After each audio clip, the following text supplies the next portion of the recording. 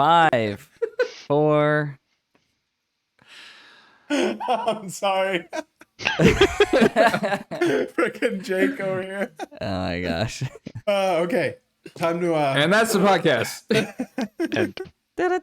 And Hello, ladies and gentlemen. Welcome to the Game Club Podcast. I am your host, Graham, and I am joined by these wonderful gentlemen. We've got George. Hey guys, how's it going? Dallin. Hello. Gareth. hello all. And Jake. Great to be here. Wow, it's great to have everyone back in the saddle, I gotta say. It's been a little bit. Yeah, it's been a while.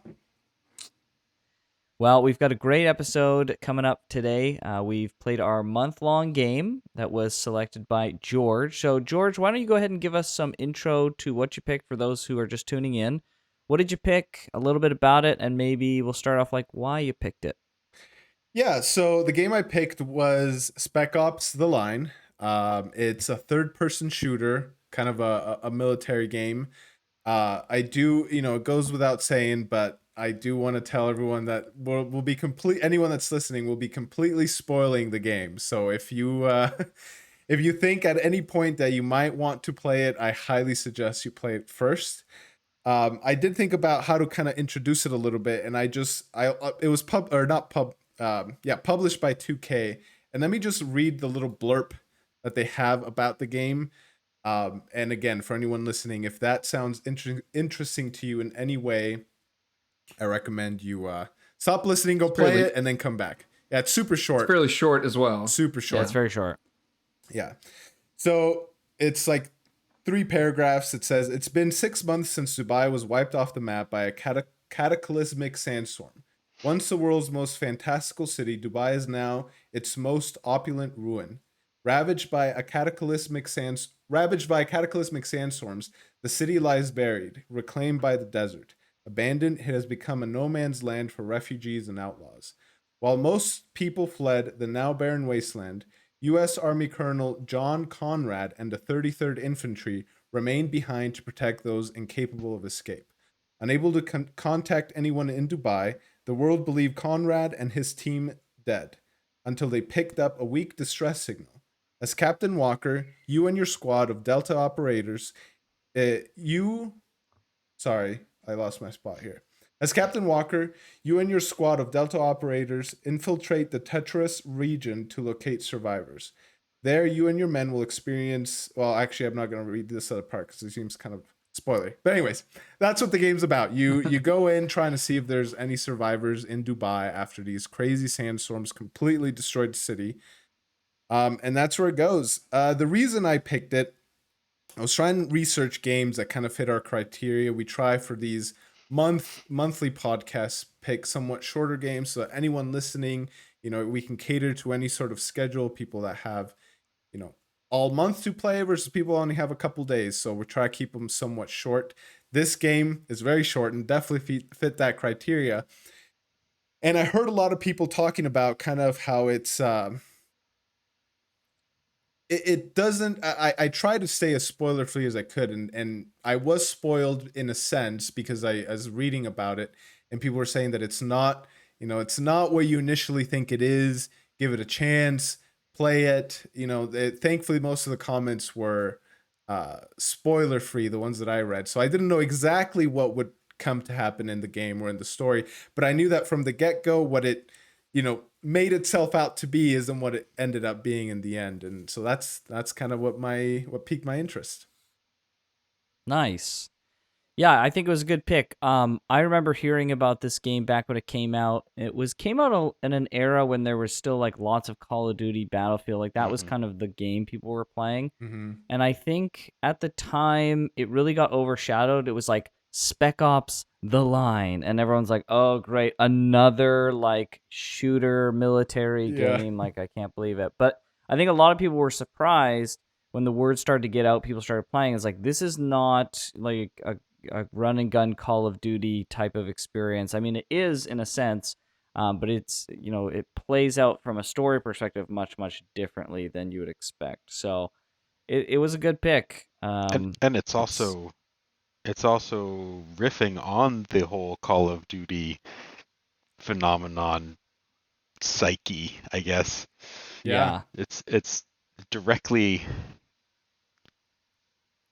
a direct outcome of the Call of Duty hype It is hysteria, in a very real which is sense. Yeah. It definitely is.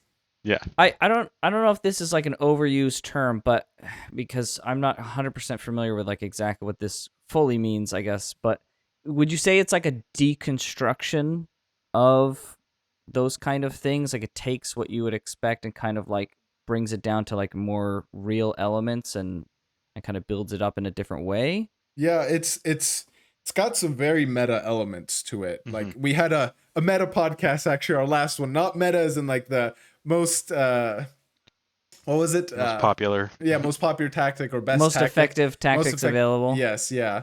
But meta is in like a description about itself. It's like a game. Yeah. It's not necessarily a game about games, but it definitely puts a mirror up to like those kind of Call of Duty games and other themes in general, which I'm sure we'll get into. But I mean, even the Right. cover has some like kind of war hardened guy like with his gun and like Very he's, like, typical. Yeah, exactly. Very typical to like the Call of Duty cover and all that. So Sure. Okay, so why don't we jump in? We've got some categories that we're going to go through as we go along, but why don't we go ahead and get into first impressions? So, does anyone want to jump in first or first impressions? I can do it. Okay, Dallin, take it away. So when I first saw this game, I was just like, all right, this looks like it might be a little bit darker than my other type of games that I normally like to play. But every once in a while, I like things a little bit more mature, something a little bit more, something deeper to think about. And when I started playing the game, I was like, all right, and I have a few thoughts later on about some of the things I might say, but like controls and things like that, trying to get aware of it. And I think more of the game being it's maybe you can consider it dated, but I thought it still held up. It looked really good. There wasn't really parts where I felt thrown out of the immersion or anything. But initially, this is more of a personal take on it when I first saw it. So I have family that have been in the military and in different areas with like overseas and doing things like that. I don't know, you could say military, army, whatnot. And as a child, I was curious as to the things that maybe that they would have experienced, and they only share a few things that they encountered, and a few of them actually, and I'll mention them later on, that they talked about, and it literally reminded me of what their mentality was when they were out on the fields and people were getting blown up and dying and things like that. So in a way, I was like, this isn't a game I would like to play. A few people in my life don't tell me too much. I wonder if this could show me a little bit of what maybe they went through. So I kind of took it with that approach for me personally. interesting. Have you played many Call of Duty-esque games, Dylan? Zero. Zero. I've I don't know if played that was none. a I think- 9 or I think, a 0. 9 of them. Yeah. I was trying to point at the zero. My bad. The only closest thing I've done to Call of Duty. I mean, I literally picked up Halo like 2 weeks ago. Like, of course, that's very different. Yeah. But like, I picked up like just more shooter based. I mean, my first person shooter on computer was years ago with old roommates, Overwatch. So like, I'm very new to this whole type of really big shooter thing. Yeah. Before that, it was 007, GoldenEye. But yeah, I did multiplayer, I guess, with some person once. But this is really my first time. Yeah, but playing, I think what puts it really into perspective is thinking about playing through both the first Call of Duty and Medal of Honors, where it was all World War II stuff, and then the modern warfare era of Call of Duties, and then looking at this game in that light is very different. And I would be interested to see what you think, Dylan, if you play the first Call of Duty, which is the one I remember most vividly of doing all the World War II stuff, and playing through that in the light of thinking about what your relatives have experienced too. I think that would be very interesting, and comparing what you think of this game and those games would be very interesting too. Well, I always have something weird or fun to say that Yeah. I think is fun, so I'll say something about it. I'll have to look it up later. Yeah, do it. Thank you. It's Yeah. it's old now. I think like early 2000s. Yeah, Medal of Honor is. Oh, I still play games from the 90s. Well, It's yeah, yeah. alright. It's just hard to find to sell. Yeah, Call of Duty Oh, Modern Warfare, Call of Duty 4 Modern Warfare was one of the first military shooters I remember coming in and really changing the game in a story perspective. Hmm. Like the playing through that game with just the set pieces that you went on to and the actual story that they were giving you, it was kind of a step up into more of a cinematic feel and in that sense. And so when I saw this game, I already knew, like George said, I was kind of spoiled knowing that there was something different to it with the story. That's basically all I remember people talking about. So it definitely seems like it's a military shooter, but it's not really focused on the shooter stuff. And that was my first impression, is like this is slowed down, and it's going to be more of a slow burn of the story beats and the characters, and it's kind of like it's very different. It's even more cinematic in some ways from the way that it delivers things through just a writing perspective to me. Like less so of trying to make it like over the top action. That's what I initially saw. I was like, okay, this is gonna be a little bit slower paced and try to take me through some stuff rather than like everything is as a huge set piece that's just action oriented. Right. Yeah, I man, I remember watching some videos on this game like a really, really long time ago, and I don't remember really anything other than there was like a moral of the story was like, oh, like being a hero in war isn't all that it's chalked up to be. That was like the only thing I really remembered from those videos, and that's kind of like the whole sentiment of the game. So, I mean, I guess in a sense that's a spoiler. I kind of knew like this was going to be more of like a sobering tale of like heroism rather than something that's just like a celebration of heroism. And so, um, I don't know. The game wasn't what I expected like at all. It was really different from what I expected. There were some things that we'll talk about as we get into the podcast that kind of took me out of the experience, and I feel like I wasn't able to have the experience I wanted to have with the story. And there were some points where I was like, okay, I'm really like feeling what they're trying to convey here, but I think a lot of the times I got taken out of that too much for me to be able to like get enough out of it that I wanted to. So, yeah, so I think overall I had a pretty good time with it. So we'll get into some of those nitty-gritties as we go in. I guess I didn't mention. It was pretty much exactly what I thought it would be. Just if everybody else was saying they didn't, it was pretty much exactly what I thought it would be. In I terms mean, of you also gameplay, haven't played. Yeah, I guess that's good. Like gameplay or story wise or what?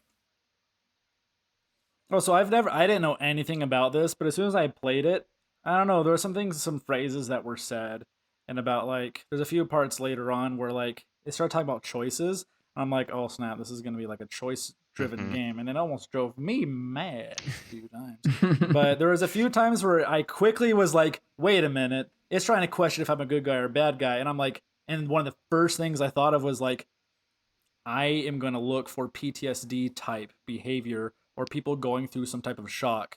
Because again, that was a big thing that I've always been curious about with people post these experiences. So I was instantly looking for certain things. I had a few. I might say this for all the games, but I almost wish that you guys were there with me with some of my experiences. It was so funny. No falling off cliffs like that one game ago, but 2 games ago. But I don't know. There was a few things. I was keeping an eye open for these more psychological things, and I was like, all right, I got you. I feel like I outsmarted the game at one point, but we'll talk about that later. I do like how Sure. you put though that the game was trying to see if you were a good guy or a bad guy, and it kind of goes back to the theme. I feel like a big theme in this game was kind of to hold up a mirror to other kind of warlike shooters, military shooters, especially given the context of when it came out. It came out at Yeah. like the peak of, modern warfare and like all those other Call of Duties. Um, and there's a loading screen. I actually wrote them down because when I saw them, I was like, oh wow, this is this is not a loading screen you would see in a Call of Duty game. And like there was one where it says the U.S. military does not condone the killing of unarmed combatants, but this isn't real, so why should you care? And like when I read that, I was like, okay. And I think they give that to you like maybe like 60% through the game, because in the very beginning of the game, all the loading screens are. And I should also say, I died more than I would care to admit because I played it in the like the hardest difficulty. I don't know why. I'm like, let me just do this. So I saw a lot of loading screens, and like I could even read some of them. Yeah, go ahead. Did you know that you could change the difficulty during your playthrough? Yes, but I am a very Okay. stubborn human being, and Okay, got I it. did not. I was gonna say if he died enough times, it would have told Yes. him that he could. Oh, it does? I got Okay. that prompt. Oh, it Yeah. does. I got that prompt a couple times. That doesn't help though. And I was like, As soon as it pops up, it's like, you frick. Yeah. Because I'm like, I'm gonna beat that was this. my exact I reaction. played on the neutral. Yeah, I was I like, played on the neutral. yeah. As soon as it gave me that prompt, so I was like, well, now I don't want to change the difficulty. But yeah, I so feel like, that. let me read some of these cutscenes, and I guess we're maybe moving on from first impressions. My first impressions, I kind of said a little bit of what I thought Sure. in when I introduced the game. Did I guess. everyone got to kind of say their piece on Yeah. the intro? Okay. Yeah. So yeah, it's some of these cutscenes. Like the reason I wrote them down was specifically, like I said, because I read this and I was like, wow, this is You mean load screens, right? or load screens. Yeah, yeah. What was I saying? You were saying cutscene. Cutscenes. Yeah. Sorry, load screens. Because I was like thinking to myself, wow, this is not something you would see in Call of Duty or really very many other games. Like this kind of pointing back at you, the player. Moral questioning. Breaking Yes. the fourth wall. Yeah, breaking the Yeah. fourth wall. I didn't know. I'm excited to hear these Yes. because I didn't know about them. Yeah, so some of them go here. You're still a good person. I read that. I was like, oh, thanks, game. And this comes after some of your more morally questionable choices. Cognitive dissonance is an uncomfortable feeling caused by holding two conflicting ideas simultaneously. Spoiler alert, if Lugo were still alive, he would likely suffer from PTSD. So really, he's the lucky one. Oof. I remember Yeah. that one. Wow. If Yeah. you were a better person, you wouldn't be here. I think I saw that one. Yeah. Yikes. How many Americans have you killed today? To kill for yourself is murder. To kill for your government is heroic. To kill for entertainment is harmless. And then the best one is, do you feel like a hero yet? I think Yes, I think Which these they actually load say in screens- the game. Yes, and that's a quote Yeah. from Conrad in the game. I think these load screens were fantastic. Every single time I died, I wasn't too upset because I was like, all right, what other load screens is the game going to torture me with this time around? It's one thing I forgot to mention, if I Yeah, can say go for quickly. I did see one of those loading screens because it was tough because I was trying to play with scheduling stuff. I was trying to play this game fairly fast, but not obviously rush through it because that ruins gaming for me, anything for me. But I went quickly from the like this would be psychological to just like, what kind of man are you? What kind of soldier? What kind of human being are you?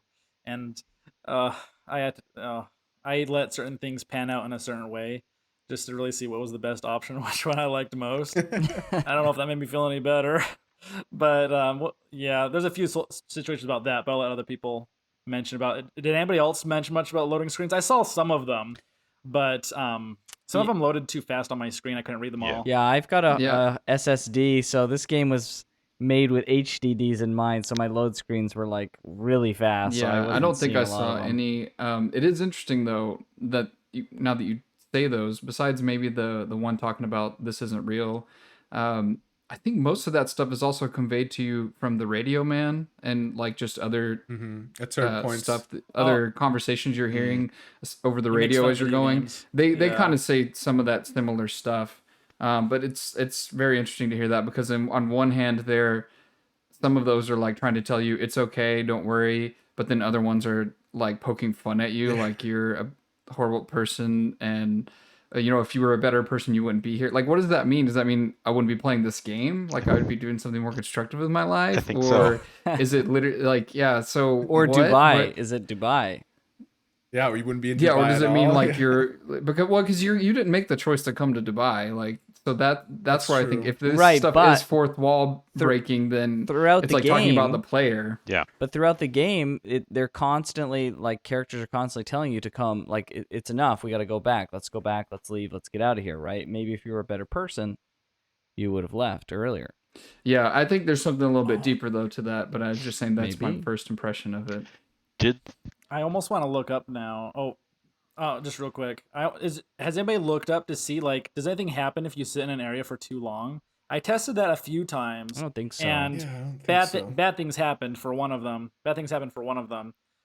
There was one with the people hanging, Oh, Right. and I just kind of waited, and we just started dying. And so I was like, okay, cool. Yeah. My funeral. I figured guess. that would But, like- what would happen is like you just, and if you freeze up in any of those moments, the game just kills you so you can do it again. But Yeah, so it forces you. So I wonder if there was parts where, like, I don't know, what if you turned around and like went another way? Would it actually be an alternate story? I don't know if the game does that. I don't think Well- there's room in the game for it. I think Yeah, in it many is kind of a places there's something that comes down and it cuts you off, so you can't go backwards. Yeah. Right. And there the might be game little is, things in the moment, but as far as the overarching game, like once you finish it and get it put it together, it's like, yeah, I mean, you couldn't really do much. It's a little bit on rails. Yeah, I'll it's a say pretty that. tight experience of a game. So, it's pretty like what you see is what you get in a lot of ways. I am curious to see what people. We should at one point talk about choices that we remember and see which ones we chose. course. And I really want to talk about I that. did too. Yeah, I'm of course sure we we'll will. get into it. Yeah. We're getting Yeah. into it now. We're getting right into it. Let's jump right into it. All right, The so hot string. we're gonna get into. So our first segment is going to be about gameplay, level design, mechanics, and all things relating to that. So I'll go ahead and start. I thought the gameplay was very simple. I mean, it's a very run of the mill It's a third person, over the shoulder cover-based shooter. Mhm, cover-based shooter. Yeah, I thought the cover system was just absolutely the worst, and the controls were like very much like a company who had no idea. It was clearly like a console game that they ported to the PC Mhm. and just like picked the most random buttons for stuff.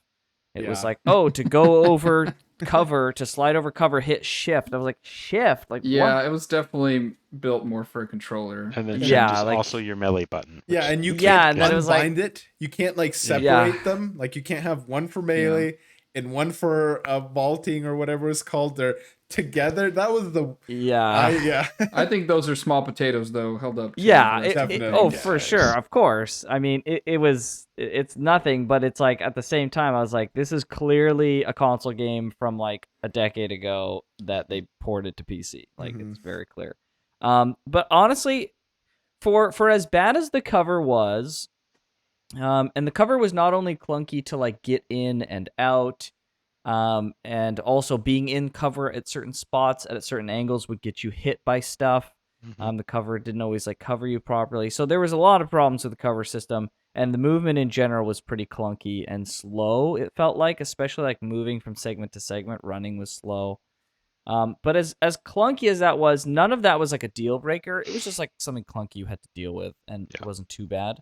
But I thought the Agreed. gunplay, while it was pretty shallow, it didn't feel like terribly satisfying. I had a lot of fun, and maybe this is just, especially in reflection of playing this game, I thought headshotting people was a pretty good experience. I thought, I was like playing through, like halfway through the game, I was just like, I'm just having fun shooting people's heads. I think the slowdown that they did when Yeah. you were getting headshots really kind of helped to like Yeah. make it a nice experience. And then I would justify it because I kind of They knew, totally like, did that on purpose too. yeah, like I They kind totally of want knew. that gratification. Yeah. So and I figured that like from a moral perspective, they're probably trying to like really hammer that get the headshots kind of thing. So I thought, no, I'm just being very like I'm being, what is it? Humane. Humane. That's what it is. I'm just being very Yeah. humane, putting these people down as easily and quickly as possible. I don't want them to feel any pain. I'm just being a good person, okay? That's what it is. But it's not You're just real. a Why very does it matter? considerate Yeah, I John mean Wick. it's not real. Yeah, exactly. So I thought the gunplay was actually shallow but a pretty enjoyable experience. I thought it registered pretty well overall. Yeah, I agree with everything you just said pretty much. Mhm. So I could tell that it was clunky right away. I hate the cover system as well, especially like this game came out several years after the Gears of War series started. And Gears of War, for anybody who doesn't know, third person cover shooter, they took the concept of making a mindless third person cover shooter game and like perfected it. And Yep. it's a really fun game to play. Like even if you don't really, even if you're not into the Gears of War thing, like just playing Gears of War for a little bit is pretty fun. The gunplay is really nice, and the Yep. mechanics work really well. It's very snappy. Mhm. This game is opposite of that. Like, there's really no like the guy will slide into cover sometimes if you happen to be holding it down to go to another cover, but that only happened a few times for me because most of the time I couldn't get it to like sync up.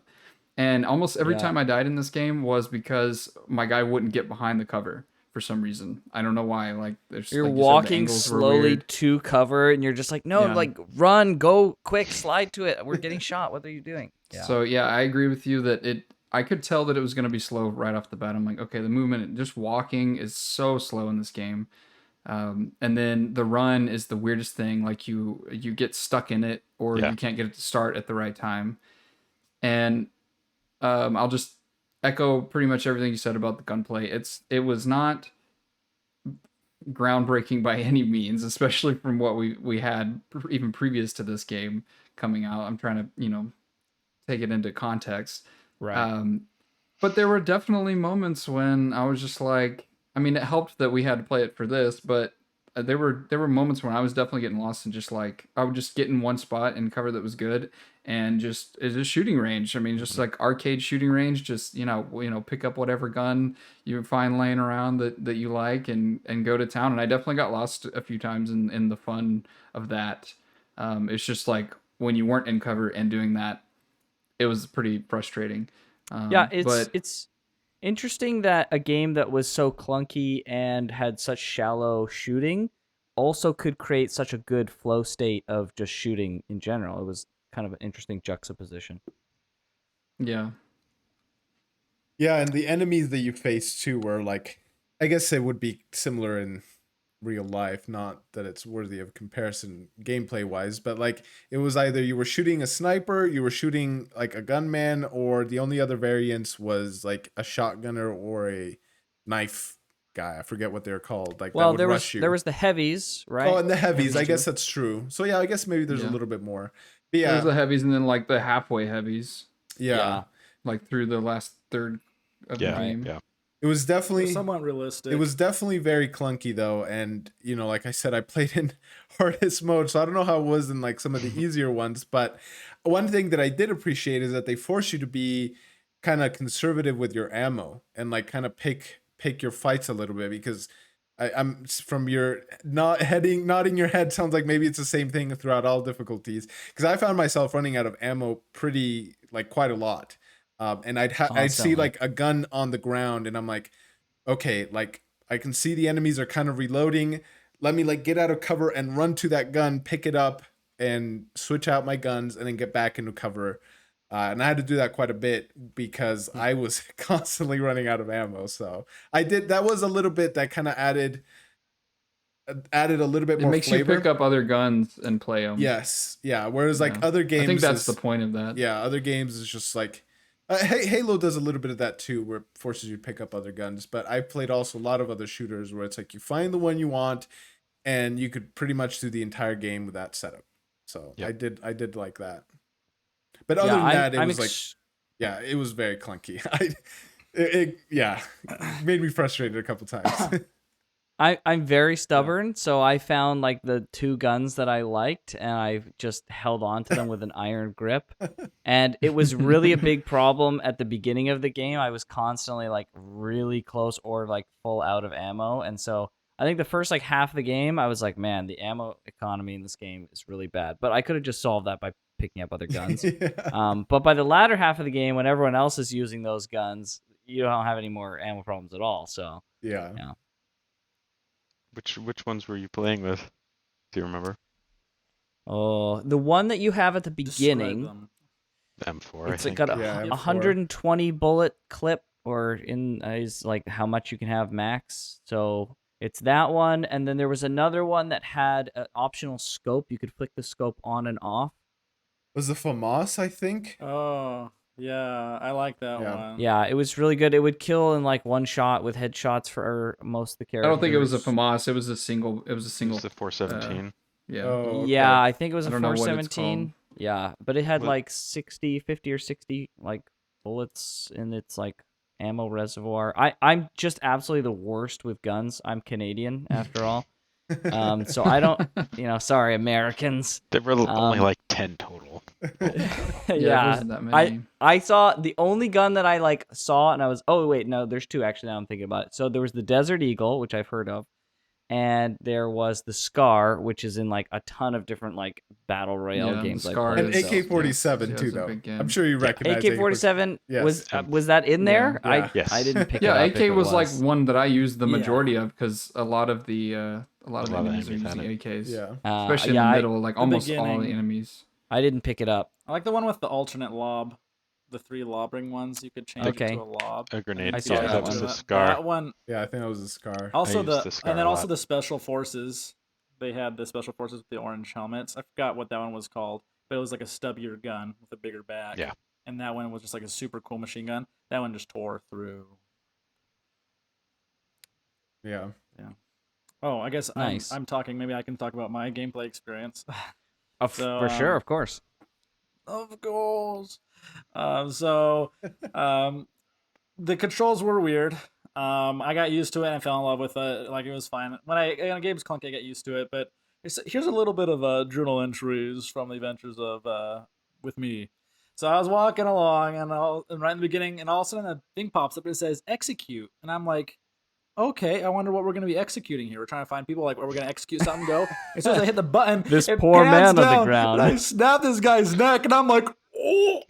I was like, oh my gosh. It was really, I was like, okay, is this, okay, I got to Poor be careful. Alan. And there was that one point later on where the shift does melee, you jump over something, or execute.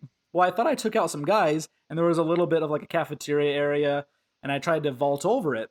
Well, I go to vault over it, and then it quickly went execute. And I kill somebody, and I'm like, I can't be doing this right now. There's a guy around the corner. And as soon as I go to, and then the guy actually came around the corner sooner, and I'm like, all right, I'm going to melee him. He's super close. I go to melee him. Nope. I jump over the thing. I'm like, oh, crap. And it's all pressing the same button all at the same time. Well, then he goes around the corner again, and then I try to vault back over, and then I finally meleeed him again. So I hit the shift like so many times. And that was bad. Bolting back and forth. And the cover was, Yeah. yes, I was trying to melee him. I'm like, I should have just shot him.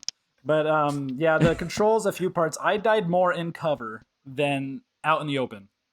And I didn't realize till the last hour of the game, or last hour and a half, that hitting spacebar against an item makes you get closer to it. And I'm like, oh my goodness, now the cover's actually working. And I was already, I had an hour and a half left of the game. So I didn't realize that. And the running was bad. I'd be running, and I'm like, okay, stop running. And I hit every button. I hit running again. I hit the crouch, and he would not stop running. I get killed. And yeah, just sometimes the game felt like it was trying to handhold you in a certain way without telling you. I died so many times at the beginning where there was tons of people up top shooting down at you. It was because you're supposed to be on the right, farther up for this scene to play out. And there's the helicopter part. I did the same thing 4 times, and the 4th time worked. I didn't change anything. It just seemed really... It's like you're supposed to do a certain thing, but if it works, that's up to whatever happens. That's up to fate. It was... So I liked the controls, but a few times it was a little it just seemed... That maybe took me out of it a little bit. Jank is the word. But yeah, so I had funny experiences, but yeah, I thought it was fine overall. Yeah, I thought it was fine. I thought the one interesting kind of gameplay mechanic they had was the sand. And it didn't come Yeah. into play very often, but there were Yes. a few times where it was either a set piece and they told you shoot this window and make the sand come down, but there were a few instances where it was entirely optional and you were able to break a window and get sand down on people and Yeah. avoid a bigger combat that way, which I thought was kind of cool. And you That could was also really throw. the Yeah. only gameplay difference, though. That wasn't like a bog standard. Yeah. Yeah, it's worth Right. mentioning this game did not. It was pretty stripped as far as mechanics goes. Yeah. There was not a lot of frill, which I'm glad they didn't try to do that. If you know, based on the rest of their execution. So I commend them for putting in a few little things, like you said, the sand stuff, and I never used the hold down the button to tell your dude to execute stuff because it never really Right. worked that well. But Yeah, every time I yeah. was like, go and kill that guy, and then I would kill my guy and come back, and that guy would be still alive, and I would kill him and be like, don't even bother. Yeah, It's it's fine. more often than not, it would just put your guy in a bad position because they would want to get like really close sometimes. So yeah, it Right. was not. I was able Yeah, to use what- it a lot. I found it useful later on, and I actually was able to make it work. But yeah, sometimes it'd be like, I can't hit them. It's like, you're closer to them. Like, so it was silly, but yeah, it worked for me. The first time I used it, though, was when you had the decision of saving one of your guys, and there's like two other soldiers and one guy right there. I'm like, oh, I haven't used the middle button in a while, and I clicked it, and all of a sudden the guy snipes him. I'm like, well, I guess I'm committed to this type of the story. And, oh, that was bad. But Yeah, I that used was it funny. more for- I like that. Yeah, I used it more for long range stuff. Lugo was decent at sniping things out. And one thing to what Gareth said about the sand, another thing, if you chucked a grenade, it would create a puff of sand. And you could use that to like run because then your enemies couldn't see you. And so it was very Oh. situational. I used it a couple times because I was out of ammo and I was like, crap, I got to get over to that thing. And I had discovered previously that if I throw a grenade, it creates like a dust cloud from the explosion. And so I'm like, all right, let me chuck a grenade right here. I missed because it like bounced a little bit. I'm like, oh crap. So then I chucked it again and then they couldn't see me and I was able to run and pick up a gun. Huh. But that was like the only other Oh, that's cool. real kind of interesting thing that they did. But yeah, Yeah. otherwise, And it was there's no- very clunky. There's no RPG elements. This is before RPG elements are literally in every game, Yeah. shooters included. So it's all Yeah. very straightforward stuff. Yeah. When it comes to the level design, I thought it was pretty good. The locations were pretty interesting. You know, for a game set in the desert, they did a pretty good job of keeping you in kind of interesting locations. Yeah. Yeah. Yeah. So Yeah. I also There was one. It There was was one it that was I really did not like as much. It was a Which sniper one? Do you guys remember that one?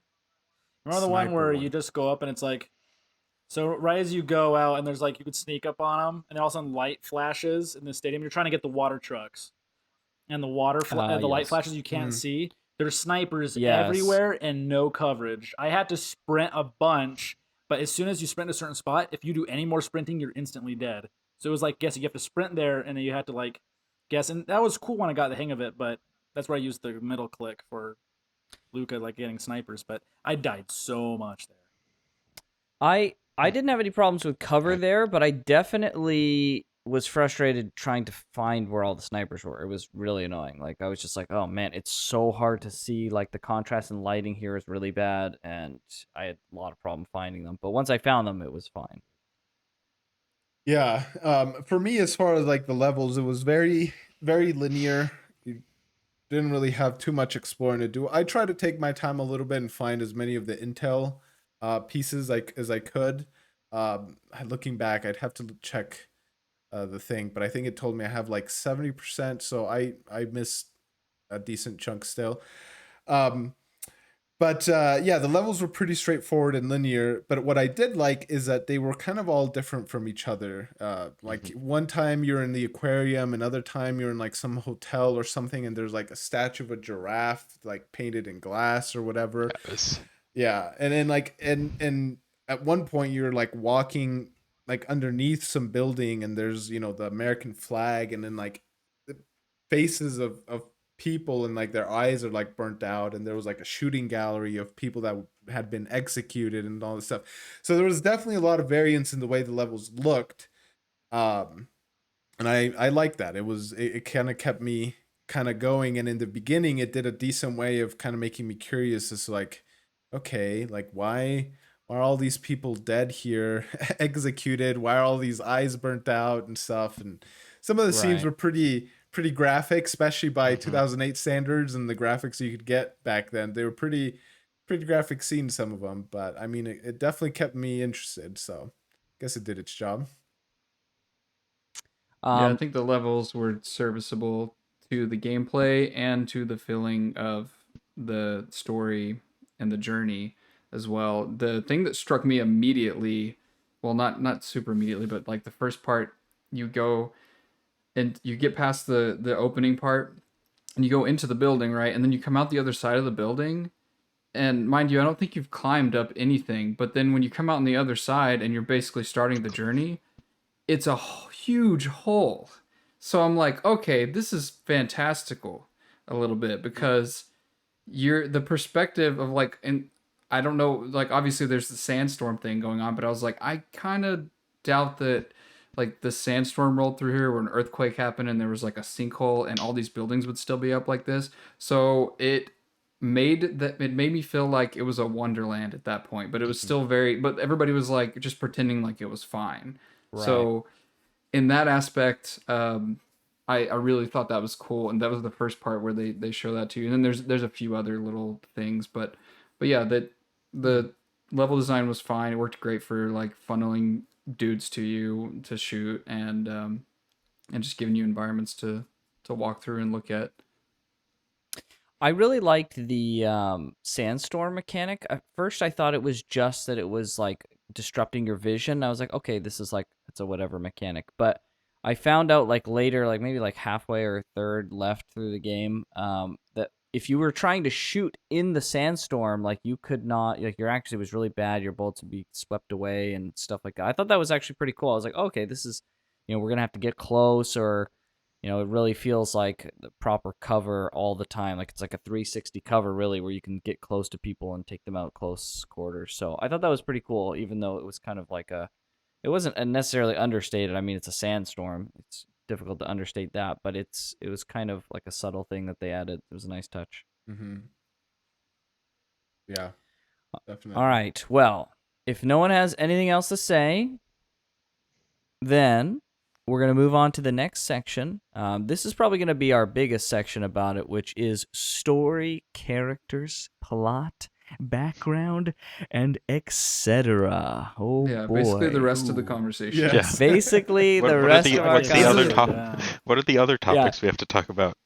Maybe we should switch this around. Maybe we'll talk about visuals, graphics, audio, and music first, seeing as the other one's going to be a big one. I don't have anything to say. I mean, I thought it was okay, like the visuals or whatever. I didn't notice music like at all. No, oh no, I did actually. There is a 'Cause they couple used a lot- songs. They used a couple songs. The Radio Man plays like Mhm. Yeah. I think Yeah, Vietnam era songs and some more modern stuff. And I thought that worked I have really a well. comment on. Oh, my bad. Yeah. Must be the Go delay. ahead. Go for it, Dan. Go ahead. I can't remember all those. The graphics again, I thought were good. Some parts it was kind of like, oh, I kind of like the charm of sometimes old games, so it's fine. I can't remember the other things that you said, but like the music. This was one of the things I wanted to mention. So yeah, there's music in a few parts. Where it was like rock and like I like my good rock, classic rock type stuff, But I remember being told by one of my relatives when they were out in Iraq, they would.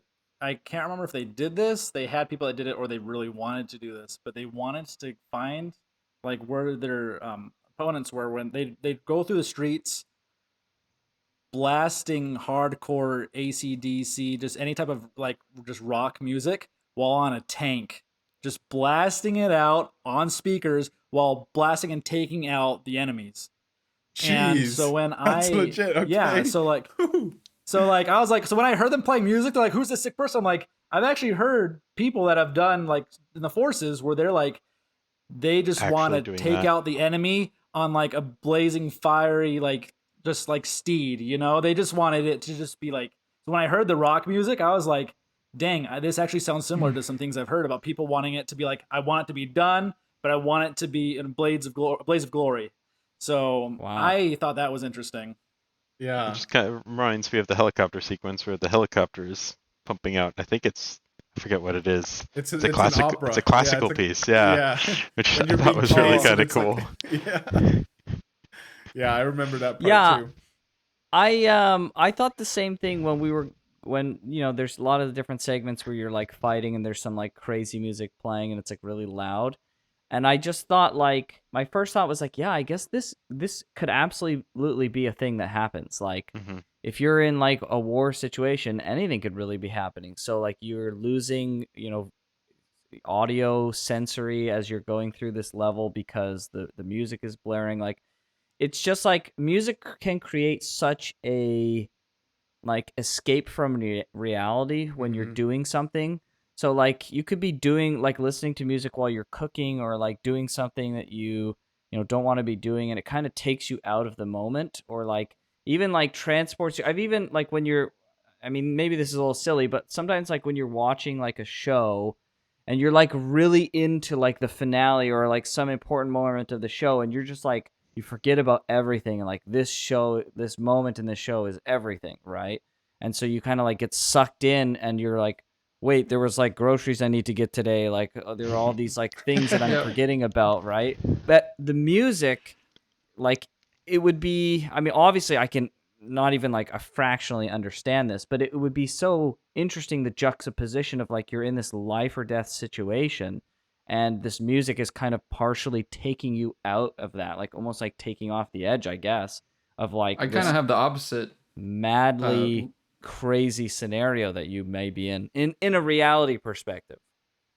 yeah, Yeah. I think it's kind of the opposite. I think that that it's, especially if it's rock and roll and stuff, it's actually motivation. It's to immerse you more and give you more motivation to do the things, because I mean that's you gotta be hard, you gotta be tough. So it's not just an escape. It's like adding to, it's like, like uh, every war that I've ever learned about, like people had, their band or whatever, like their war drums or whatever. Hmm. Right, So true. And I think a lot of it was a call out to Vietnam era stuff, which I yeah, was I was just gonna gonna itself say say it's that. more. It's also story stuff. That's why it's a I didn't callback talk about it. to Apocalypse Now, because kind of the whole Yep. story is based on Apocalypse Now and Heart of Darkness, which is where the name Conrad comes from. Okay, I'm so glad you mentioned that because I Yeah. haven't seen Apocalypse Now, Yep. but I've read Heart of Darkness. Oh my. Yeah. So I have a couple books I want to read a couple excerpts from. that Okay. Well, that you this made just me you have to watch Apocalypse Now and watch the really long one. It's so worth it. So Um, I everything you know. guys are saying is like You probably Yeah, I see. way That's why over I my wasn't gonna head. say anything about the sound when we were talking about sound design, because it feeds into the story for me. Mhm. Like Yeah. exactly what you said. Yeah. It's playing songs from that era because Yeah. of this movie specifically. okay. It's not. Doesn't really have much to do with the actual story and the game. Yeah. Graham, we might Uh, have to assign like movies and books of the month for you to increase Wait, your are you saying we're becoming an actual book club? We've transitioned back. Wait a second. Yeah, we're just full circle. We'll Yeah. do video game books Yeah. and then play video games. Yeah. So I mean, there's enough Perfect. video 10 game hours books you long can read. maybe do that. Anyway, carry yeah. on. So I'll touch more on it when we're talking strictly on story. But I'm so glad you Sure. said that this was based off of Apocalypse Now and Heart of Darkness. I haven't seen Apocalypse Now, but I have heard or listened or can't talk. Read Heart of Darkness. I actually have it right here because I wanted to read a little bit from it. yeah. Because it See made the me author's think. name. Yes, exactly. Yeah, his name is Conrad with a C, Joseph Conrad, and Oh. the guy that you're searching for, his name Yeah. is whatchamacallit, Conrad with a with a K. Yeah. Yeah. And the guy you're searching for here is Kurtz.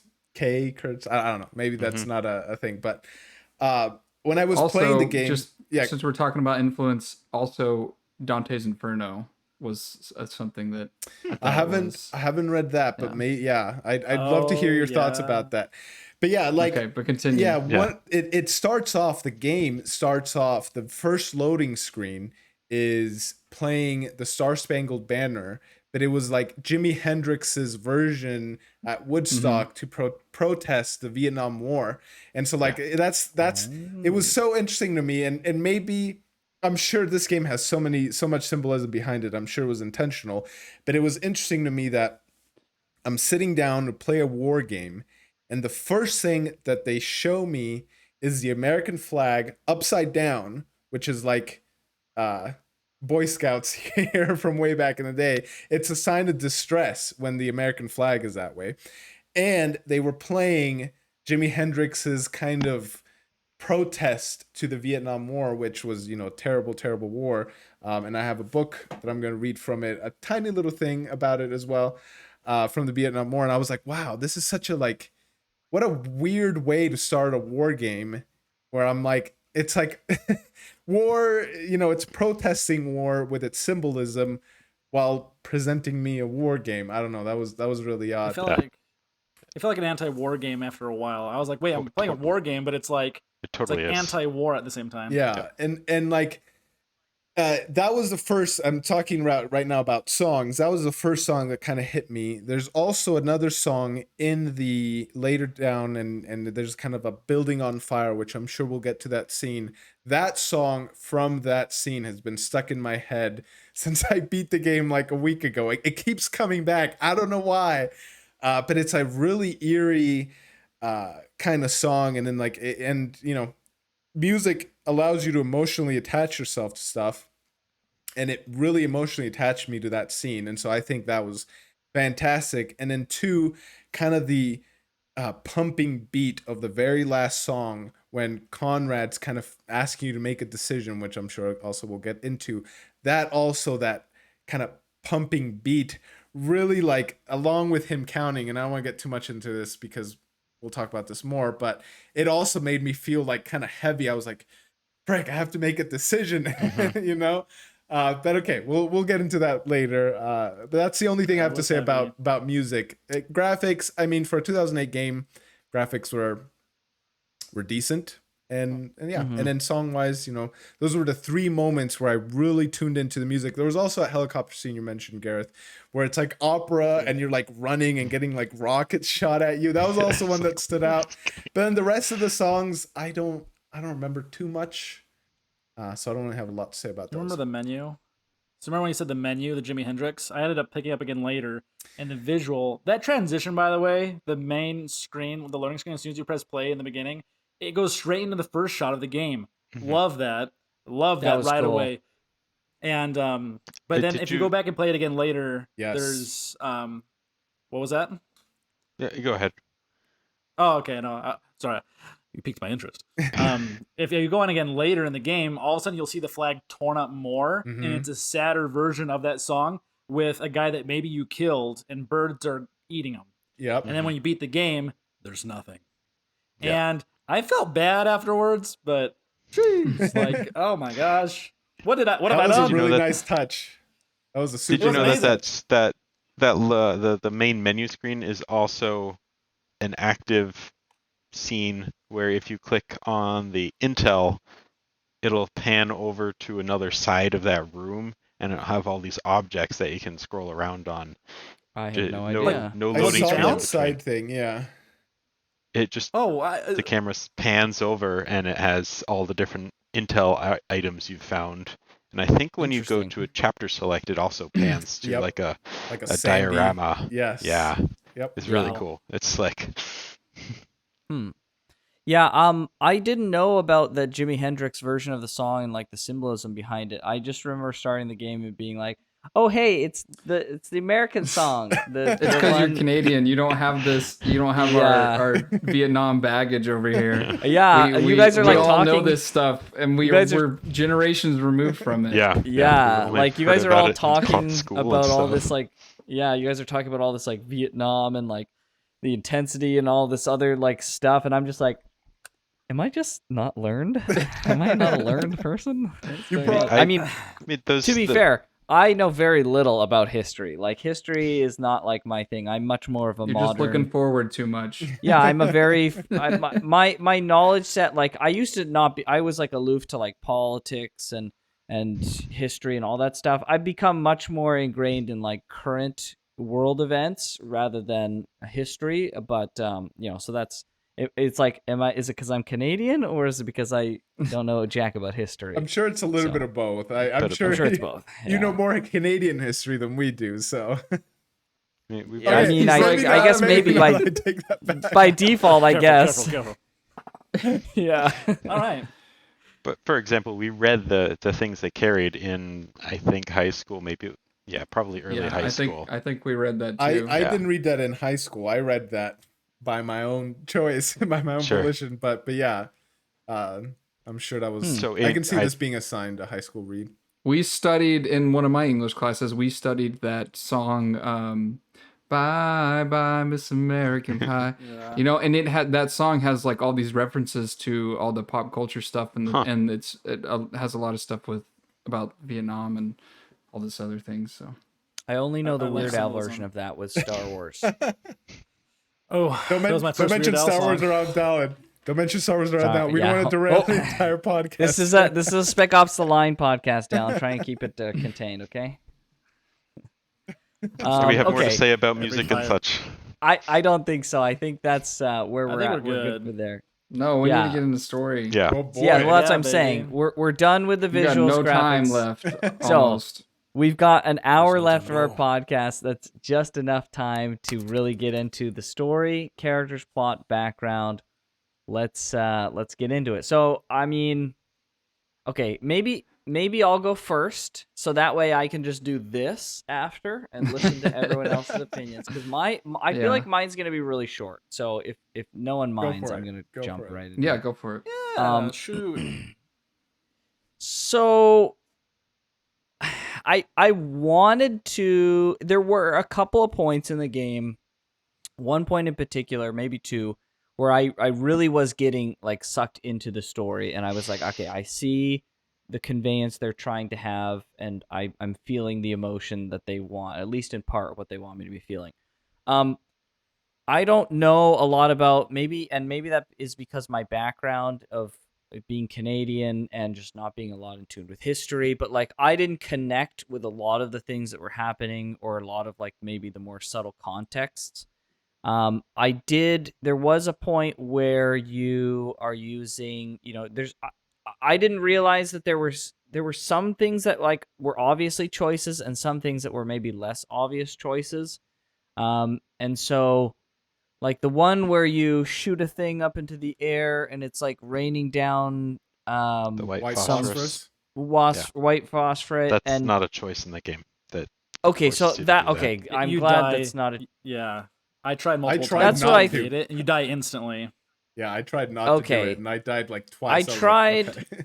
And I Even was like, cover, maybe you I'm just dumb die. and I can't figure out how to do this another way, but I guess you have to. But the part where you go and realize what you've done to like a whole bunch of civilians, that was definitely like I already didn't want to do. I was like, come on, we're gonna like just mass murder a huge army of people. Like that sounds ridiculous, but okay, I guess we have to do it. So I was like, that kind of sucks. But then like going and seeing the civilians even after that, it's like great. I killed a bunch of military people I didn't want to kill, and now I've killed a bunch of civilians. And I really enjoyed the reactions that the characters had to that, because I was also like, this sucks. Like I already didn't want to do this. This sucks. So the characters, I think, were a good reflection of like they didn't also really want to do that, but they knew they had to, right? They didn't have a choice. Like I felt the same way. I had to do it. I didn't want to do it, but there was no other way, right? And my goal was to progress through the game, right? So from my perspective, there was no other way, and their goal in like a real world sense was something entirely different, and so they felt like they didn't have a choice. So I thought they did a really good job of like blending those two experiences together. I thought that was really well done. Can I interject one quick thing on yeah, that real quick? Please. I really like that before they give you that choice, there's actually a section where you're kind of walking up some stairs and you see the 33rd do that exact same thing to other civilians. Well, later found out they're not really civilians, they're more like rebels. Yeah, exactly. And you're walking through that destruction and you're watching them burn, and I remember having a reaction like, oh geez, like this is terrible. And then Yeah. later in the game, they force you to do You the to same do it. thing. And then You Yeah. didn't think that was gonna happen already? well, I Just in didn't see it parallelism. coming. Yeah. I did not I see didn't it see it coming for them coming. force you to do that. And that was when the game did like a 180 for me, and I was like, okay, this is when I know, like the white phosphorus scene Graham's talking about specifically, that's when I knew. I was like, okay, this is what people mean when they say this is not like other shooters. But anyways, I'll let you get back to what Right. you're saying. No, that I think that's a good ad. The other point that I really enjoyed was the sniper part, because I'm a big Which one? oh, sorry. Yeah, there's like a bunch of sniper parts. The parts where the two guys were hanging. Oh, And you had to Yes. choose between the two. I'm a really big fan of, because reality works a lot like this, of like there's really not always like a right or wrong answer. Sometimes, there's maybe both of them are guilty, or maybe they should both be forgiven, or whatnot. So I really liked thinking about that situation of like, he stole water, and then this guy killed his family while he was trying to get like justice being done. So like, what's the answer here? It's like, okay, maybe theoretically they could both be guilty, or theoretically maybe they should both be forgiven given the circumstances that everyone's in. Like maybe we can have some forgiveness and move past the senseless killing, right? Like there's just no real answer to what it is. Everyone's going to have their own kind of gray answer. So I really liked like the dilemma. I didn't really have a dilemma when I was looking at them. I just loved the situation. I was like, this is a very interesting gray situation. who did you pick? I don't know. I shot the snipers. Yeah, Same. I ordered the said guys to frick that. execute the two on the right, Right. and then like they execute them, and then I went behind. And then it's crazy because then it's like, wait, technically, did I just kill people out of an order for me to save people? But they also were given an order. It's like we both. It's Can't stop the killing. Yeah. Yeah. It was really good. everyone I thought died. Yeah, I thought it was really interesting. And then in And the end, you realize that didn't happen at all. yeah, I don't. so well, yeah. okay, so before I was gonna get to that, and then I was like, maybe I should get to that in a minute, because the other thing I want to say, and this will probably, and so there's those two experiences, right? Those two experiences that I thought were really good. So here's gonna come the big one. Oh boy. Other than that, I didn't really connect or feel like a good impact from any other part of the story. And part of it was because and maybe this is petty, maybe it's not, but the game was constantly taking me out of immersion because you were such a crazy OP war hero. Like, you were just like, if they would have made the game more realistic, like cut the amount of enemies that I fought by half at least, then, because I was constantly like thinking like, oh, Things down. yeah, like I if they were making me kill a smaller amount of people, then those deaths would have mattered more. I would have felt worse. But it was constantly like, we're a 1-man, 3-man army wrecking crew. I'm just slaughtering hundreds of dudes. Nobody can stop me. I'm like some kind of crazy super soldier. This is insane. And I was constantly being pulled out of the experience, because I would walk into this military installation, especially like by the end of the game, and you're getting the rocket launcher and there's bunkers and stuff. I'm like, oh, I'm just gonna walk in here and I'm gonna storm 3 separate bunkers because I'm some crazy lunatic guy who can just do that, I guess. Like, my character has effectively destroyed an entire army of people. Like, this is absolutely insane. So that was like a constant immersion break for me, when I feel like I could have had more remorse from like doing what I was doing. Like the white phosphorus made sense that I would like be able to do that, so that was like I think would held up immersion. But like a lot of the other stuff was like, I know I should feel bad for this, but it just feels silly. It doesn't feel intense and like I should be remorseful for this. I'm just mowing down literally dozens of people. Like, exactly when am I supposed to be feel remorseful for this? If it was like a dozen people, like I just killed a platoon of people and I was just like, man, these guys were friends. It's like, no, this is like a conglomerate of a massive amount of people. They didn't know each other. They were just like a huge amount of stuff, right? So that was like my big... So that was kind of like going in, I was like, I'm excited to take like an emotional, kind of look at the mortality of what I'm doing and blah blah blah. But I didn't have as good of experience as I was hoping I was going to have because of it was a little too gamey, I guess. Yeah, I was gonna, I wish they would have made it more grounded. So especially towards the end, it became video gamey. it was very video gamey at the end. I have and rebuttals to that, but I want to save yeah. so that Sure. George can go. And I was just I about to want say George to go next. Okay. And I was just about to say, maybe that's like the point. Maybe that was like the thing of like, now we power trip you like crazy, and you're like, woo, guns blazing, whatever. But other than as Gareth had mentioned, other than like right at the end where they revealed that you're really like kind of just tripping balls, or you're really it's like PTSD, right? It's more serious than just tripping. But like that was like a big reveal for me. I was like, oh, okay, that's pretty crazy. Like, if that's really how it played out, then that's kind of nuts. So I thought that was cool, but I would have had a better experience with that reveal had I had been more immersed throughout the process. So that was kind of my overall experience. I honestly thought it was great. I thought it was a good experience from top to bottom. It wasn't the kind of earth-shattering, like, mind break I was expecting, but I thought it was really good. I thought it was good overall, and there were some good moments coming through. So that's my take, and it sounds like Jake wants George to go next. Sure, so I can go. That's my take. Yeah, real quick to what you just said. I think part of that, at least the way I saw it, I felt like that was part of the mirror that they were holding up to like the Call of Duties and battlefields of the time, because that's what they were. You were just a one-man army and you would just plow through kind of your enemies.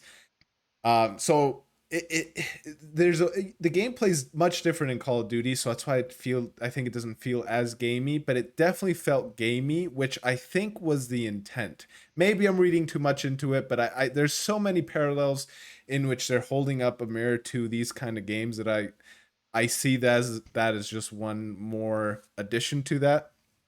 But okay, I mentioned that I brought The Things They Carried by Tim O'Brien because there was a thing that as I was playing this, especially towards the later part of the game, and especially the white phosphorus scene, like the fact that they made you walk through your destruction. Like they made you see the soldiers burning and like pleading for help and screaming in pain. That was intense. And then the ginormous cherry on top, the like crushing blow at the end of that, is the scene of this mother and child kind of clutching in fear as you're raining down white phosphorus on them. And like 2008, I was a junior in high school, very, very kind of had a vague understanding of what was happening in the world. But even then, as a junior in high school, which was worried about more other things besides current events, I remember hearing about, like, they call it, they like the nickname for it's Willie Pete. It's like a big debate going on whether that should be considered chemical warfare, a war crime in like the Iraq War and all that stuff.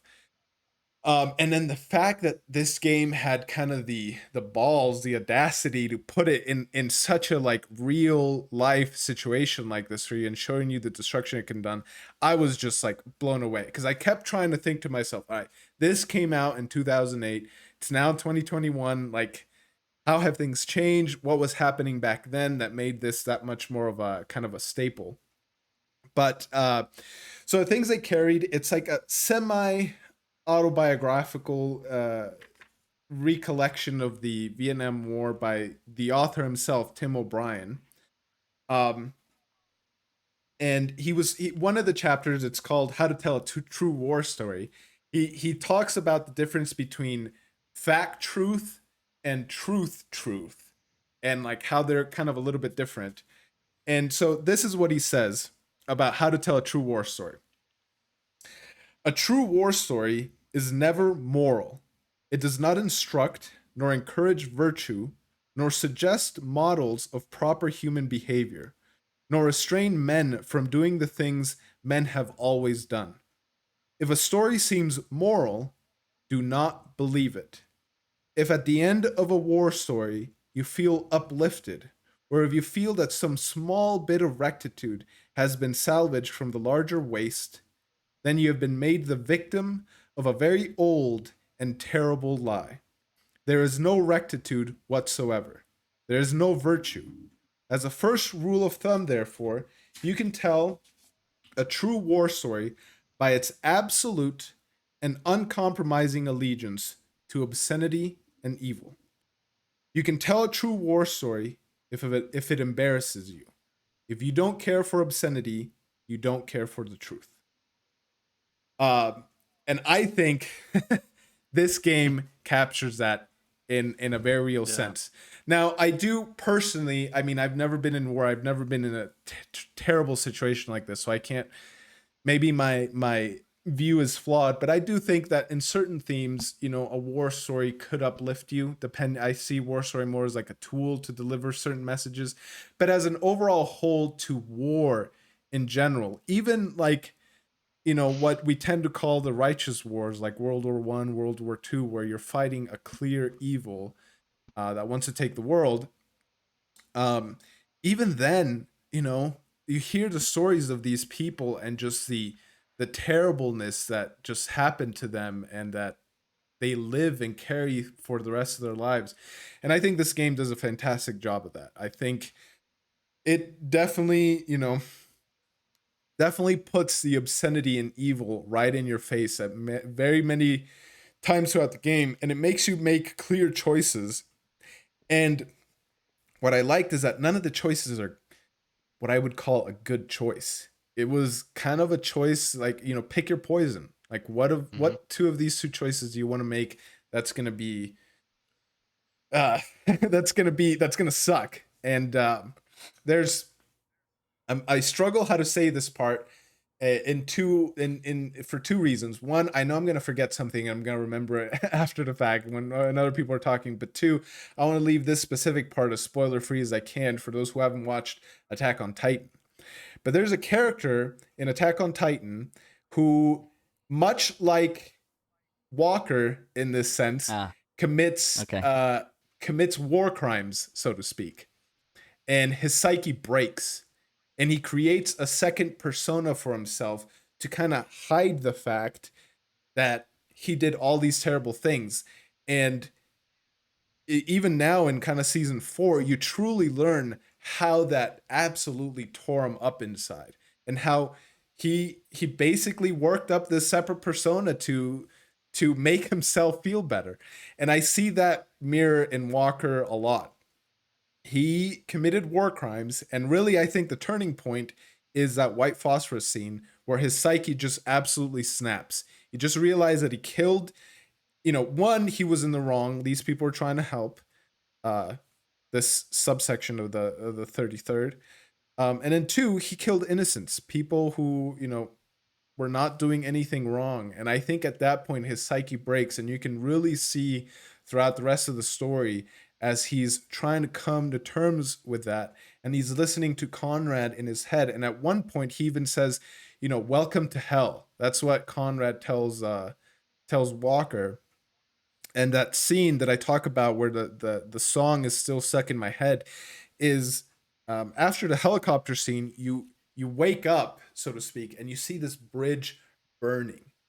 And there's this like eerie kind of synthetic music with like really off vocals. They're like kind of cut up and stuff. And you see all these people like crawling towards you and kind of blaming you for all this stuff. He's like, no, I was just trying to help. I didn't mean to do this. I didn't want this to happen. But it didn't matter. it didn't matter, you know, and it brought me back to this passage from the things they carried about how, you know, there's no rectitude really in some of these things, and it's just it takes you down. I won't read this passage now. It's a lot longer than the Tim O'Brien one, but I probably will read it at some point during the podcast, but I want to let someone else speak. But I am so glad you mentioned, Gareth, that this is kind of based off of the Heart of Darkness, because the Heart of Dark, I noticed so many parallels. The main thing that kind of, well, I don't know. The Heart of Darkness is about this guy who's going down in Africa, down the Congo River in a steamboat, and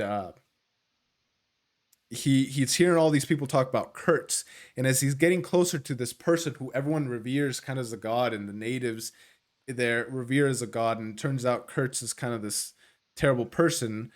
But as he's going down the Congo River searching for Kurtz, he's seeing all the like terrible things that kind of the jungle brings out in people.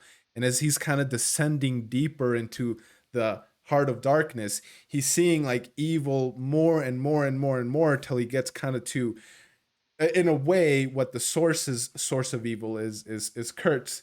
And well, I feel like I've been talking a lot. I don't know if I want to. Oh, we love it. No, this is Okay, great. all right. It's good. Should be a podcast Yeah. just to you, man. You're setting We up a listen bunch to of you. stuff that Yeah. I can build off of and not have to explain all of it. Okay. So Would, because it can but I- it goes right in line with things I want to say. Sure. So yes. can I just say, in terms of the like telling a war story, I really like that concept because it is really true. Like, I guess that's what you would call a zero, like it's a zero sum game, right? Like, if you are getting something out of war, I mean, that was the great thing about the story, right? Is it's like you did all this killing and literally like there's nothing gained, right? It was just a bunch of death, right? There was nothing at the end. It was a zero sum game. It was like, okay, you did it. He's gonna come home and he'll be like a hero, but like for what?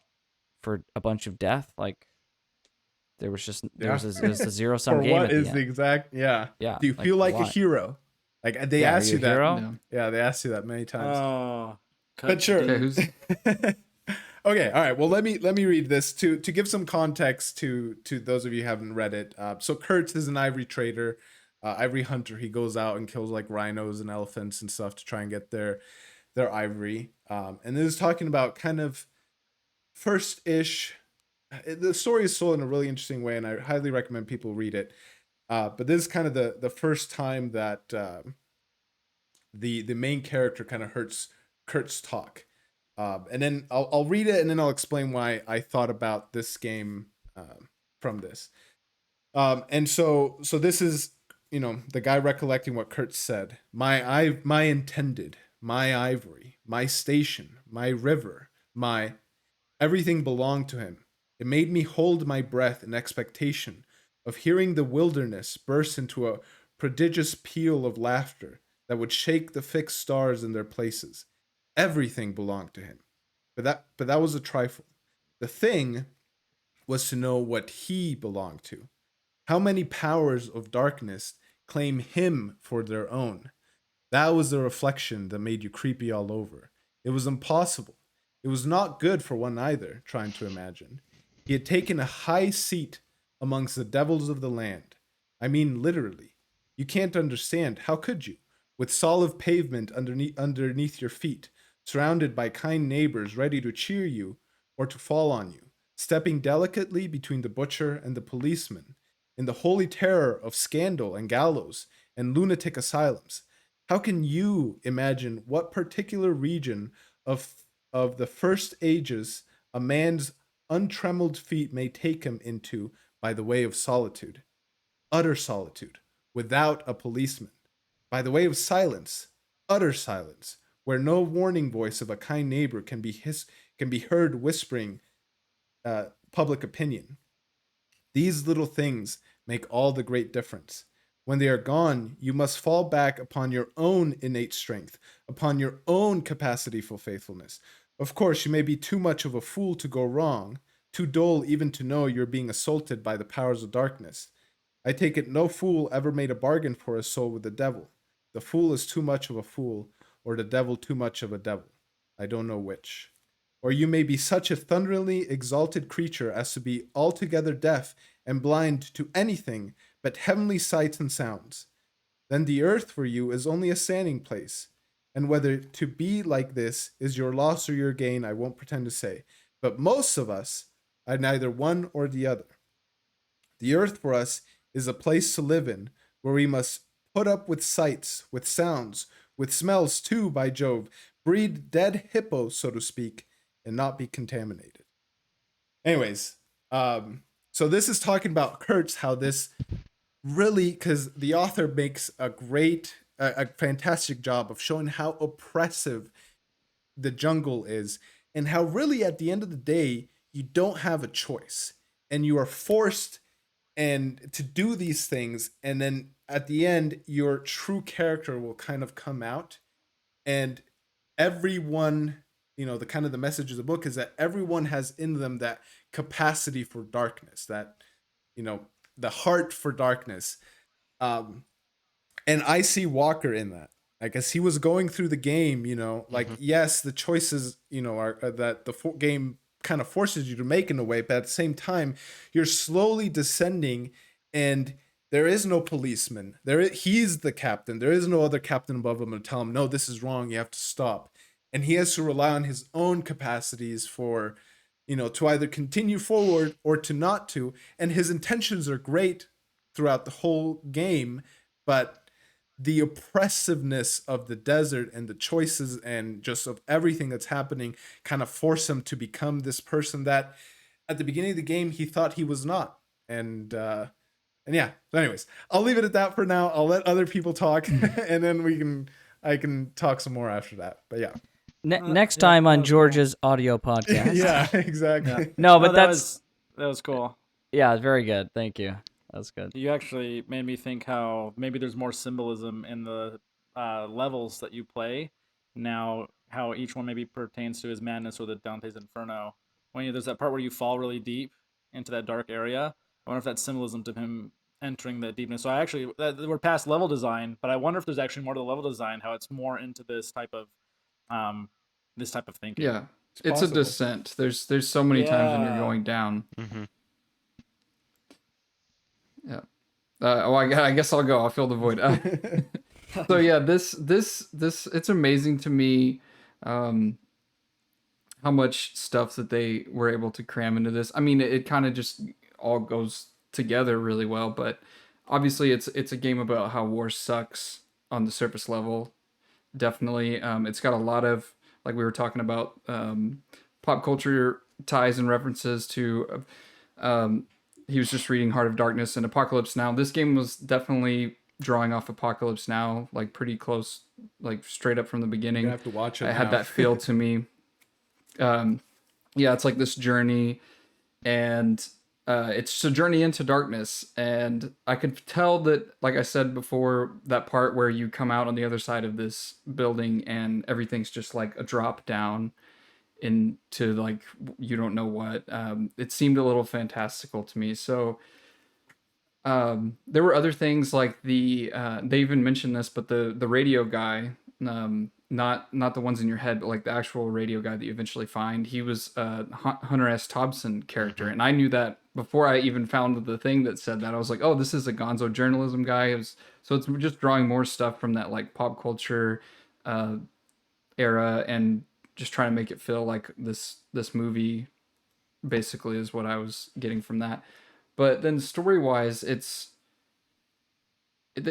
so complicated in the psyche of what they're trying to convey, to me at least, and then maybe not really that complicated, but it overshadowed the actual little choices that you made. Like the complexity of everything that they're trying to throw at you made that part to me not really that important. It was more about the overall journey and like the meanings of stuff. And of course there are big moments of how you get there that really matter, like the white phosphorus thing and other stuff. But it's the psyche of the hero wanting to be a hero when you can't be one. And so to me, I'll try and condense this a lot. Like I'm really struggling with where I want to go because I have so much to say, but I'll try and condense this. So to me, this game is about Walker dying and going into hell. That's what happens. He dies at the beginning of the game at the opening scene, and he is immediately thrown into a hell of his Termina. sins, and his sin is the want to be a hero. That's what I got from this. So my head is, when he dies, my cogs are churning when you said that he died. Anyways, I'll let you go, but I'm seen this thinking before. about stuff. Yes, Yeah, he says, I've exactly. seen this. In the he says, I've seen this Yeah, before, helicopter and scene. they Okay. also say, So you at just first want to I be thought a it was- hero. Yeah. Yeah. When the part comes around, when it comes full circle and he says something about it, I was like, time loop stuff was going through my head, but I'd already like, which that threw it in a whole different section, because it's not sci-fi, right? It's psychological. Mhm. It's all psychological and like meant to be like psyche in his head. So it's not really sci-fi about like an actual loop, but he obviously is in, like, he's still cognizant of like what he is, but he's in a completely different world. He's not in reality anymore.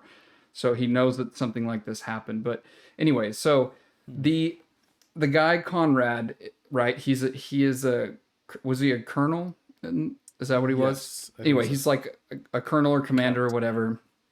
He's this ideal, just like you were talking about in that story, the book that you were reading, of what Walker wants to be. He is a war hero. He's decorated. He came into Dubai and he wanted to save these people, and he tried so hard and he really wanted to save them so bad that he went against the rules, and he's like, no, I'm doing this, I'm a good person, I'm gonna fix it, I'm gonna make it right. And then, you know, of course, all the chaos ensues of something that happens like that, right? You come in, you're like, you got to take over, you're martial law. It's so much commentary on war itself and like invasion and like what happens when you like try to take care of a situation, especially one that's really bad. Like people are like starving and need water, and everything's falling apart, and there's no system, and so us invading into something like that and maybe even causing part of that problem. I mean, obviously this was based upon, it kind of breaks up a little bit because it's based upon like a weather thing that happened that's like destroying everybody, that created a vacuum of power, and then you're trying to save. So anyway, Conrad has this ideal of himself too that he's struggling with. So this is like a tandem thing going on between Walker and Conrad. Walker wants to be like Conrad. Conrad is the thing in his mind that he's realizing, that Walker's realizing that he's put this person up on a pedestal, and that all like what he was based upon was a lie as well, and he couldn't even do the right thing. Like, so as a hero, you know, he tried to save all these people, and then they died. You know, that's the start of it, right? Is you get this call from the radio that's like, yeah, I tried to save everybody. I was an idiot for thinking that I could do this, and too many people died because of it. That's like the beginning of the through line to me. And then once you realize that Conrad's been dead the whole time, and Walker realizes that he's just trying to repeat what he thought Conrad was, and like he was even searching for an ideal. He wasn't like, okay, here's my plan, we're gonna go do this, and then we're gonna get these people out by doing these exact things, right? He was just trying to get to Conrad the entire time. Right. He's like, well, when I get to Conrad, we'll figure it out, right? Yeah. Like Right. we'll evacuate everybody, obviously. So in his mind, he's got this false ideal of what he could reach. And you know, you get to the end, and there's all the guys. They're like, we're the last of the 33rd. You did it. You beat everybody here. Like, we're at your, you know, command. Like, you're the man now. Yeah. And then he Huh. realizes that's not even a real thing. So It's to like me, it was. Sorry to interrupt. It was almost like I Yeah. did find that kind of weird too, because it was almost like a congratulations, you did it. You're in charge now. You're Exactly. the hero now. Huh. Okay. Yes. And so it goes like it goes way more past the like, oh, just like shooting a bunch of people and killing and like playing the video games or whatever is like stupid, because there's no heroes in war. But I mean, that is kind of like the thing. Is like, war sucks, obviously. And that excerpt that you read about like the morality and in like telling a war story and stuff, it's like that kind of is like it too. So he gets there and he realizes that Conrad was trying to do, like, they both wanted to do the best that they could, but they built like this house of cards with their lies of like, I'm doing good things, and I'm just gonna keep going until I reach my realization of what I want to be as like a hero and save. And it comes from a good place, right? So the soldiers, like, obviously they're in a bad spot, but like, they're soldiers. I don't want to get into like the ethics of war and soldiers like us invading stuff, but you know, people are put in these situations and they have to do the best that they can. And there's a really good ending. Well, I'll say good ending, but there's a thing in the ending that I really liked was like Conrad says, people like you and me don't get to go home. Mm-hmm. We just try to do the best we can or whatever. And Yeah, I he's don't like, know, and but if we're lucky, we die. yeah, and if we're, Yeah. yeah, something like that. So he realizes that all that, and then what I realized was like that his hell, he was in this hell because he made the sin of trying to be the hero when being the hero was actually like trying to do these extra things was the wrong thing to do. Basically, like that thing is like, if you were a better person, you wouldn't be here. Like he was striving to be good, but the he was basically idolizing a thing that didn't exist, and because he was idolizing that thing that didn't exist, it was leading him down this path which seemed really good because he's like trying to get towards this idol, but he was ignorant. Whether or not like he realized it, it's still sin to be ignorant of the thing that like, this is wrong, you shouldn't have been idolizing this, you shouldn't have been trying to be a hero and do all this good stuff, because the greater, broader situation was just made worse by that. And so it's just a lot of complicated stuff like with that, and of course just overall that war sucks and everything's complicated. So Yeah. Could I go next? My brain is like right there was me. That was symbolism of me trying to keep it in my head, my brain. So if that's okay, Please, if you're Dallin, done, if you're I really done, don't want your I head to explode. You can say more if I you want. think I'm pretty much. I mean, there's just so there's much to probably some say. other things. There's so much. Yeah, that's in a nutshell. Like I will just say I like the way that they wove it together. It was like they're very like over the head, you know, meta like with stuff. But I think it played well, and it's crazy to me that they could do all that stuff and then also have this, you know, pretty like on the surface, like Graham didn't say like he noticed any of the symbolism stuff, but he still was like drawn in by just the overall feeling and everything, because I think it is really, it's a trope, it's a true well, there goes Graham, it's a true like story about the warnings of don't try to always be what you think you should be, when you need to like think about things a little bit more. And I don't know, it's Definitely. but it's also tied in with war, so it gets even more complicated when you take that and then tie it in with war and somebody who wants to be a hero and idolizes a hero, but it's all based on lies, and just lots of people die, and there's no way to be a hero when there is like there's no morality, like good moral things you can do. You just do the best you can in each situation because everything just sucks. Yeah. Yeah, I agree with you 100%. I'll let you go here, Dylan, just a sec. But I think they juggled both of those, or all those things, really, like as near to perfect as you could get. Mm-hmm. But yeah. Anyways, yeah. Yeah. Go ahead, Dylan. Do you remember one part when your character dies? It also, you see like a white. There's like a whiteness. It's like a glowing, and maybe you hear voices. And it's right after you hallucinate and see your buddy, the first guy that dies, and he's like a heavy. I know which death And- scene you're talking about.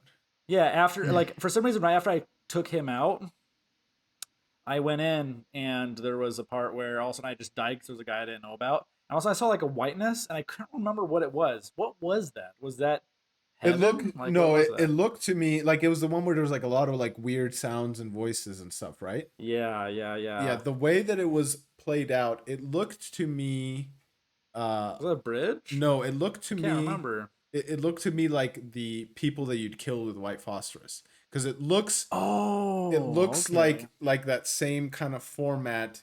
And later when you see the painting that Conrad does, it's got a general Yes. same shape. So that's what I think it is. I don't know. There's the parallelism. I love Yes. parallelism. So yeah, so it has that from the events. So yeah, So- I don't know how much you missed, Grant. So If I was missed that- all of that, but what was that? Was that a scene that only happened if you died in a particular spot? Yes. So you remember when Lugo Mm. comes, I don't know if it's a particular spot. That's when I saw it, with the same place where Dallin saw it.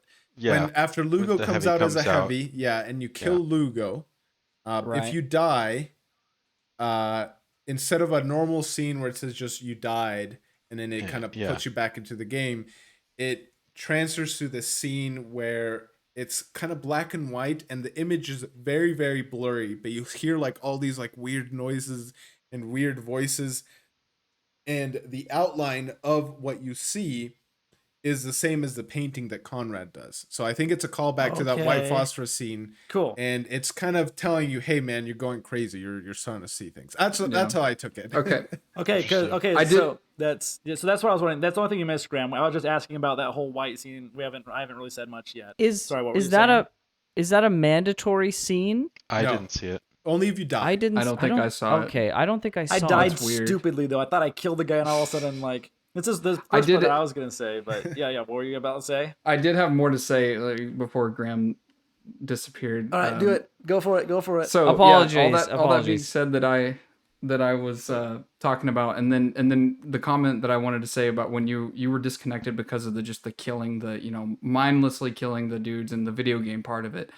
It actually plays into the story of the psyche though, because I don't know if it's in one of the intels that you get, and there's some really good. I didn't find all the intels, but I went back and read them all like online because I knew that there would probably be some good stuff in there, and there is, especially the stuff that's from Conrad that really ties it all together as well. But Conrad says either, I don't know if it's in a cutscene or in one of the endings or in an intel, but he says that you thought, he's basically telling, and it's Walker himself, right, like who has made this Conrad in his mind, telling himself that you thought you could be a hero or whatever, and you could save people, but all you're good at is killing people.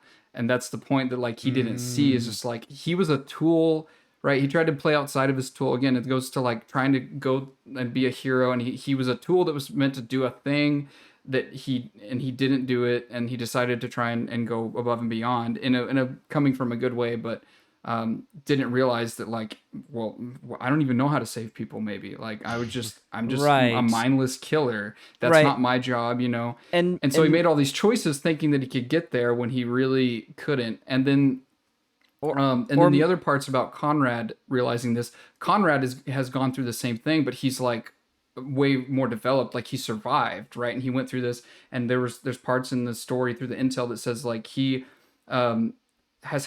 he's technically a hero, but he's had so many failures actually that his psyche can't handle another failure. I remember that. And intel. yeah, and he writes a poem, I guess, to his wife or somebody in one of the intels, and it's something like being caught in a loop, and that's where they try to trick you with like this loop Remember that stuff. one too. And so the loop he's talking about is the loop of him trying to be this hero that he also has in his mind and keeps failing, and people just keep dying. And he's like, I'm tired of the lies, I'm tired of everything. But then the last thing he says is, most of all, I'm tired of the want. And that's what he's talking about, is I'm tired of the want to be this person that I can't be, and just continually like trying to do it and digging myself into this deeper and deeper hell. So like they both end up living in the same hell, basically, psychologically. It's just that you play Walker, who gets there a lot faster because he died, whereas Conrad is like this old guy who's like reaching the end of it. And the end of his life, and it just coincides with Walker's death. So Did do he you take think his life, so- though? do Did you he think take his Walker life? actually? Mhm. You think Walker died at the beginning of the game? I really do. I The think helicopter part. Yeah, there's no way like The whole thing's fake. The whole thing's fake then, essentially? There's no way a helicopter runs into another helicopter at that speed and you don't die. Like I Wait, assumed so- before I even got to the other stuff that he was dead. Because So you're saying this again, is like a Super Mario 3, it was all a dream? No, I'm saying that it's real, but it's not in reality. Like it's he's literally reliving. hell. Maybe he's Right. reliving certain Literally- events. It's So hell. everything It's after an the interesting helicopter take. crash. A very interesting take. Going back to what you were It's all saying fake. about he's only good at killing, right? It's like you're only good at doing that, but he was trying to become a hero. Is it kind of like he has like this vain pursuit of just relentlessly trying to be a hero, and he thinks that, well, I can be a hero just by killing. Like killing is what will make me a hero.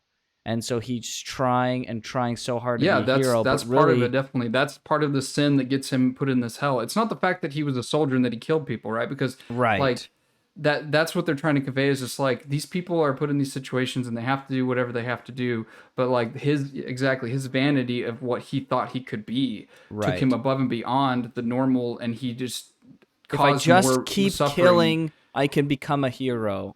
Yeah, Right, it's okay. Like I'll just keep mowing through these 33rds and we'll get Right. to it. We'll get to the solution, which he never really says like what the Right. solution is, you know. And then Yeah. he's taken by other people, like the CIA guy who's like, yeah, it's a good idea if we just kill this water and destroy the water so that Right. nobody, you know, can live anymore. And he thinks that's a good idea because he's like, yes, this guy knows what he's talking about.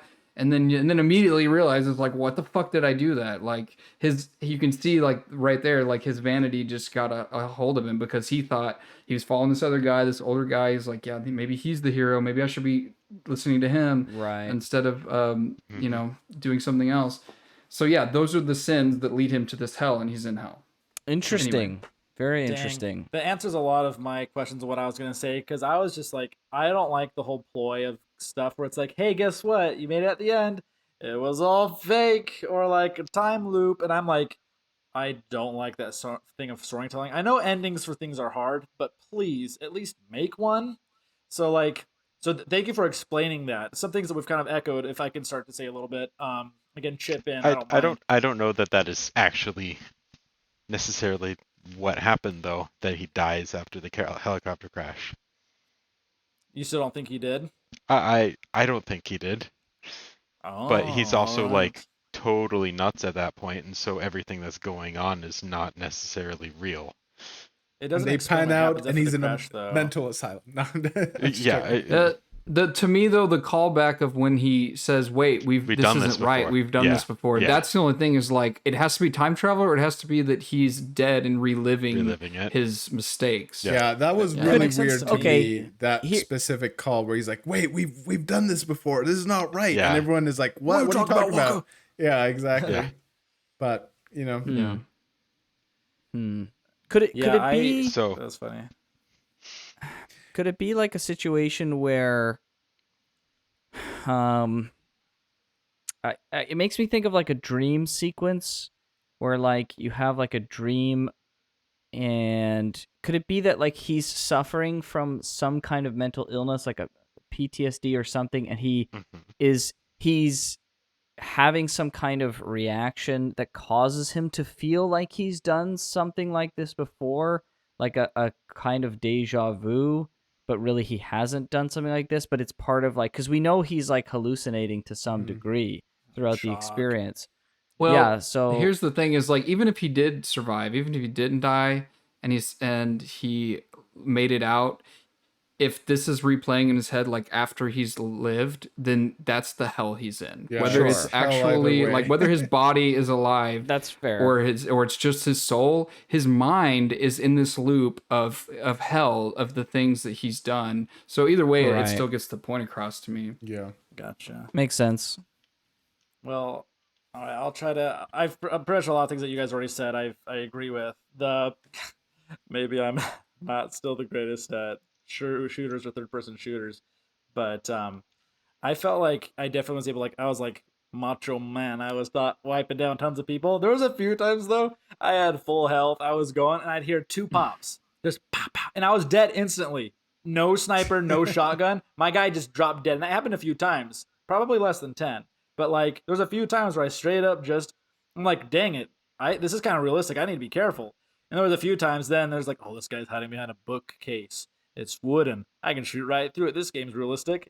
That freaking wood case saved the guy. Like, and you can also hide behind. Like, you know how much death is in this game?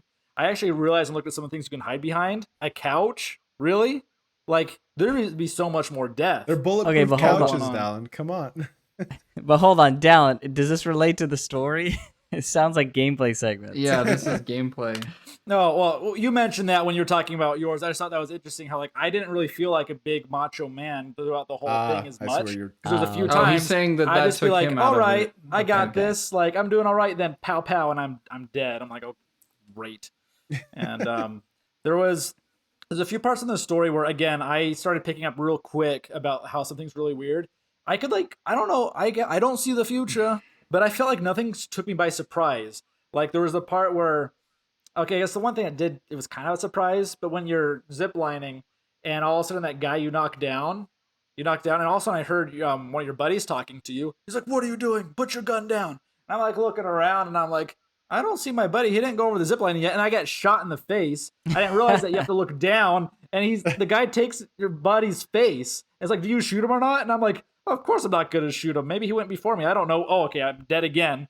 So then obviously when you see the guy later on, it's like, when he's the heavy, I took him out because I was like, I'm not falling for this trick again. But like those, I immediately points, pulled the trigger in all those situations. Wow, I was just like, ruthless. do it. Yeah, the truth comes out. But yeah, I felt like some of the decision stuff. Sorry, continue, Graham. Oh, I was just gonna say that was in a lot of those scenarios. I tried to see how like much I could play it out to be like, all right, I want to kill as little as possible. But yeah, I got shot in the face on that one. But that's scary. That's a scary thought because it's like if you don't act fast enough, if you say like, "Oh, I'm gonna take a chance," well, you're dead. Like it's crazy how much this game puts in perspective how common death is. There's no extra lives, though your main character is because it's a game. But like, it's life is so fragile, and that's why when it showed the part 2 with the choices, I love the choices. I feel like if I went back, I wouldn't change any of my decisions for the most part, except for the ending. I let the guy shoot me. So I'm like, I feel like this is fake because I saw him dead. It's fake. Well, if he kills you, the next shot is you committing suicide, and I'm like, all right, I guess there was a consequence there. But then the ending, when I ended up shooting him and like you survive and then you get like captured, I chose this option to not blow them up because I didn't want to kill them. I kind of have some morale when I'm playing a video game. It's like, I don't need to see that side of the story. But it's like, how did you survive? And he's like, who says I did? And then at the end it says many casualties, survivors, one too many. Like, that's why I was confused. I'm like, so did he survive? Did he not? Did he actually die? What was the true story? I was really confused. So going back to some of those choices, I wish it hit me deeper, but the one where you had to shoot him from atop the, what did you guys call it? Phosphorus or white phosphorus? Yeah, the white phosphorus. Yeah, so did anybody else experience this where like I'm shooting, I'm like, dang it, this feels bad. Like, but like I'm trying to be like the character. It's like, all right, we gotta do this. Well, as soon as I saw this line, you can see like infrared, you can see like people's like humans, you can see people, and I'm like, oh snap, behind this line are civilians. Because there's dots scattered. I'm like, oh, those are civilians. I'm not gonna blow them up. And they're like, take out the last tank, Walker. And I was just like, shoot them down. I'm like, okay, like, all right, like there's civilians here, but all right, dude. I couldn't tell they were civilians. I thought I they were could just because soldiers. that structure was totally... too. It was too. It was too like bundled up. So I'm like, all right, I'll hopefully hit this one tank and it won't matter. And I go through it and I'm like, well, and they're like, what did we do, Walker? And I'm like, I told you, kind of. I knew it was gonna happen, so I wasn't surprised. And like the helicopter swinging, I'm like, that helicopter's gonna hit us, isn't it? And I had my wife nearby. I'm like, that helicopter's gonna hit me. Oh, it hit me. I could just tell. Like, so nothing was really surprising to me. It still did it well, but it was weird. I could like tell what was gonna happen. But yeah, I felt kind of proud of myself when I like those are civilians. But yeah, I like that symbolism of. I noticed that too, but I had already pressed the button to fire, so I was like, "Oh well." I was in such a hurry. I was in such a hurry, and I was like, "They're probably supposed to die." I mean, it's a video game.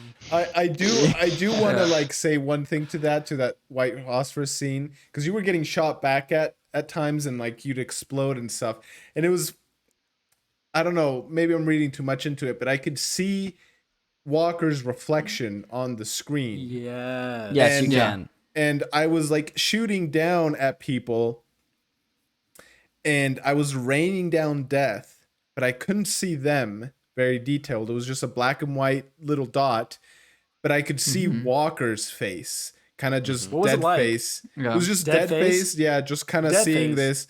And you're like killing all these people. And there's a thing, I want to say maybe it's Black Ops 2 or maybe it's Modern Warfare, where you're kind of doing the same thing. You're in a drone and you're shooting down onto people. Yeah, and it's Modern Warfare 1. Okay.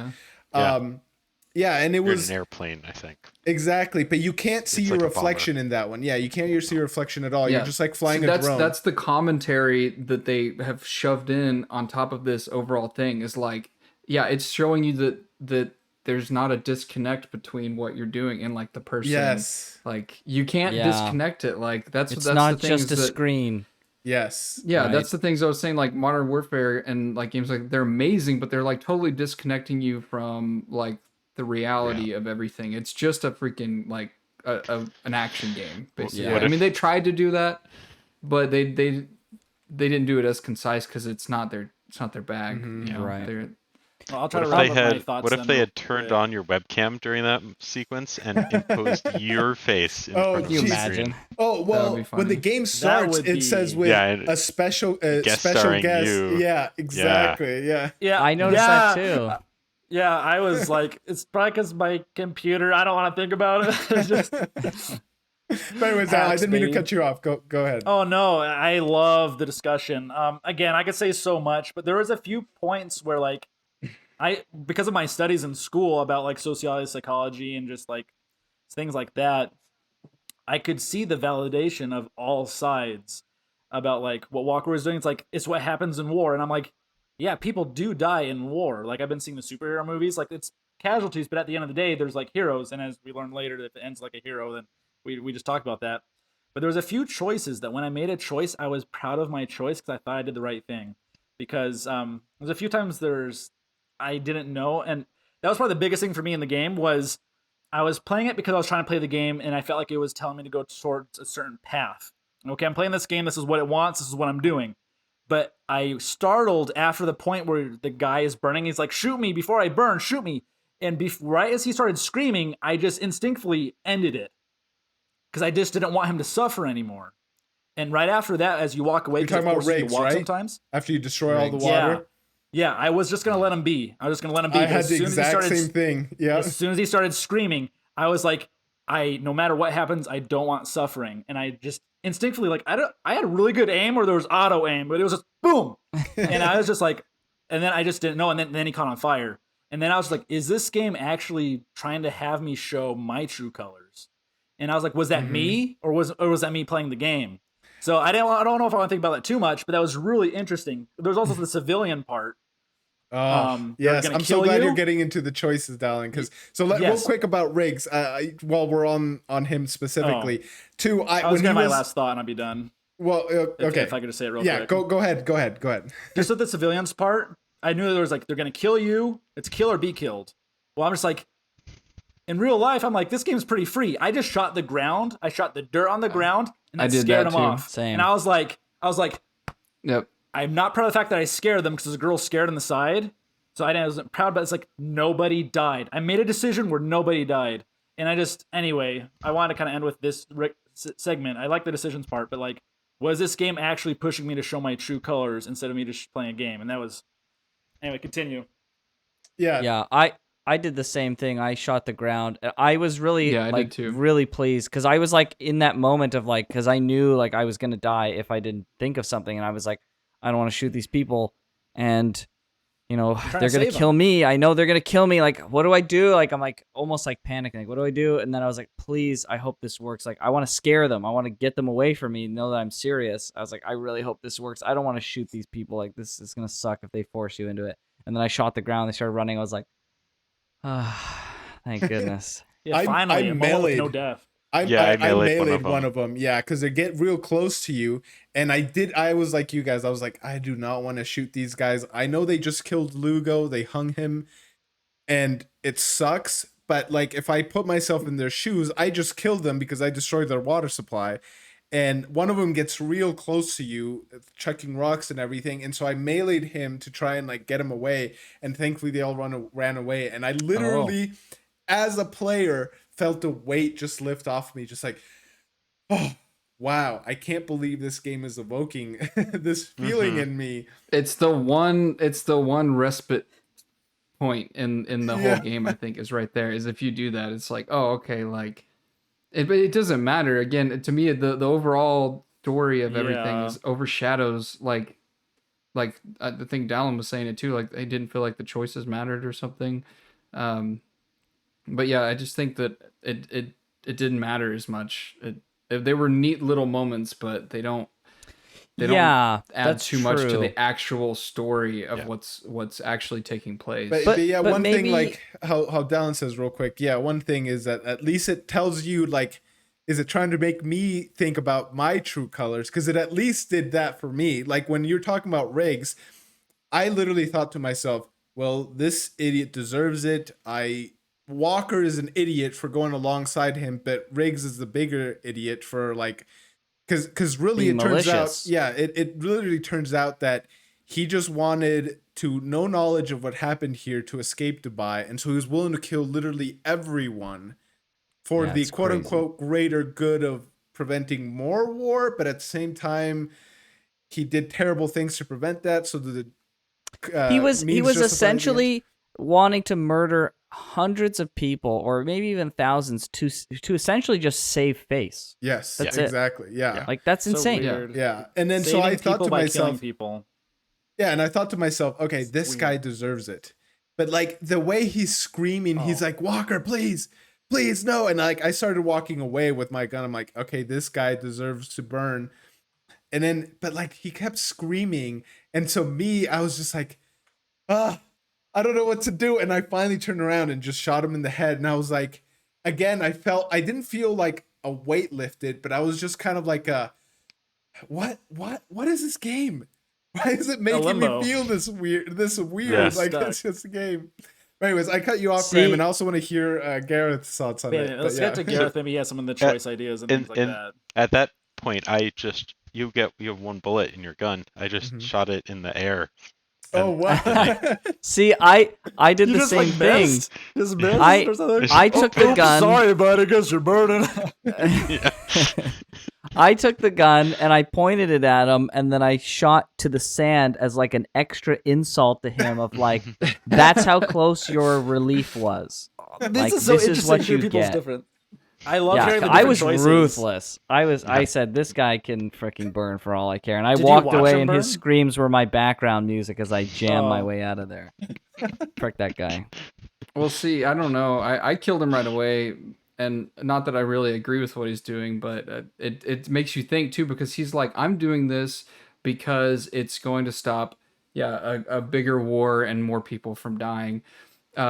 But he's not doing it to be a hero, right? He Right. knows he's going to die. Yeah. It's a suicide mission. So in that aspect, he's actually got a leg up on Walker, because Walker is just Wow, that's a good nonsensical, point. like trying to be a hero. And this CIA guy is like, I'm in here, my dudes are in here, we're dying, everybody here's dying, but it's for a cause, and I really don't care like what happens other than my mission being completed and preventing more deaths. And so he's like, yeah, that's another thing. It's just like there's always collateral damage in war, like so. But he's but just is he seeing it as, trying to like, this prevent is- more deaths though? Really?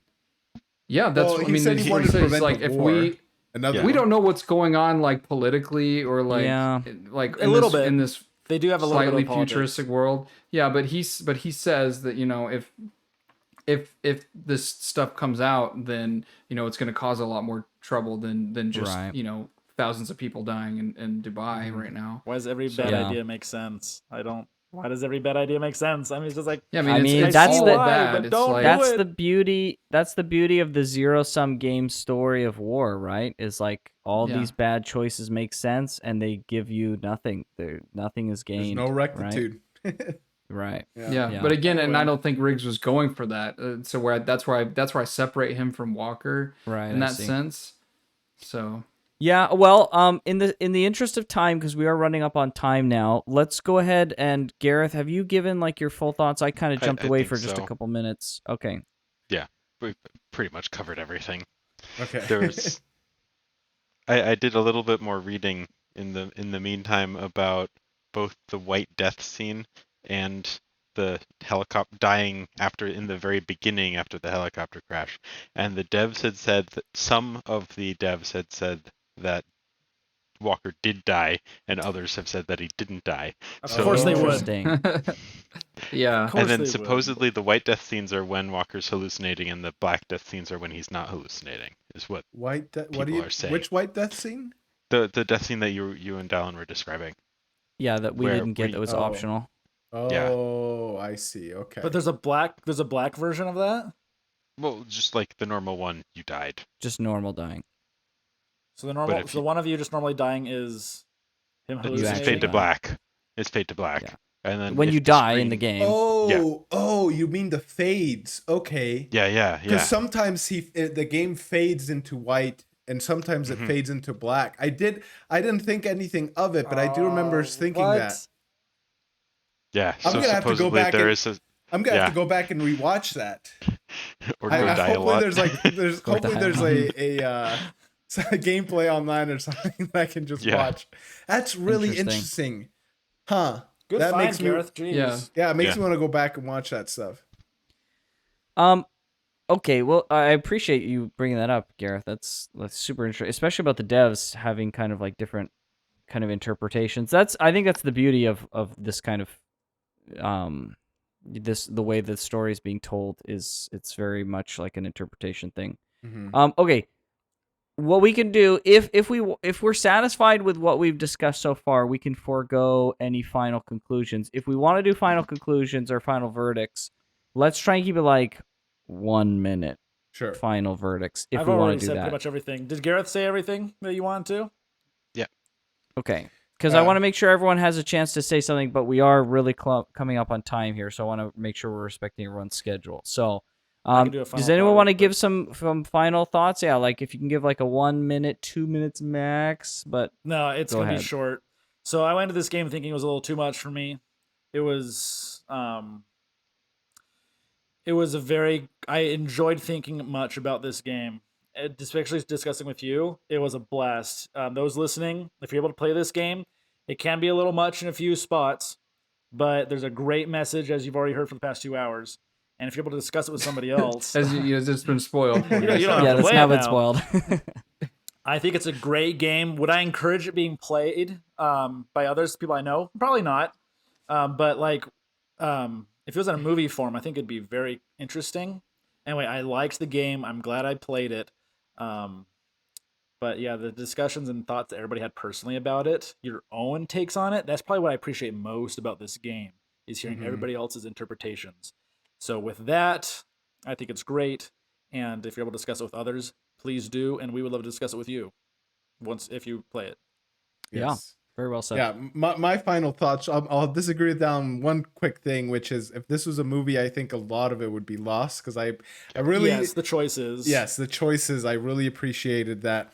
But two, I'm so glad we played this agree, yeah. game and we got to talk about it. I loved hearing everyone's kind of different takes on it. The game it was amazing, you know, as far as like the story and the feelings it evoked in me as I was playing. I love that it held a mirror up to kind of the shooters of the era, and truly it holds up now. It holds a mirror to the shooters of today. But also me as a player, like Graham talked about, like some, you know, he wanted to give Riggs a thought of like, oh, this is how close you were to some respite. I'm But just a it's- sick guy. but as the loading scene says, this is all fake. So why does it matter? Like, how is it that this game can put you in this frame of mind? His suffering It's all- matters to me, George. It's all fake. So I think this game did a fantastic job at that, and I am Right. so glad that we got to play it. Very well said. Yeah, so yeah, the game, the story is like I said, it's amazing how many like meta commentary and just commentary on war and this psyche of this journey of it's like a different journey, a hero's journey. Obviously, it's like somebody who was taken by the ideal of something and followed it blindly, thinking that it was going to lead to something. You know, but it started out as good and just ended them up in literal hell. That's what I think.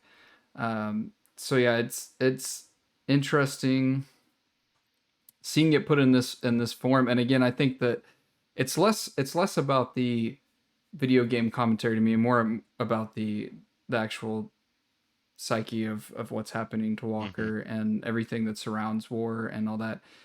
And dang it, I had something. I'm just losing all my brain power like as every second goes on.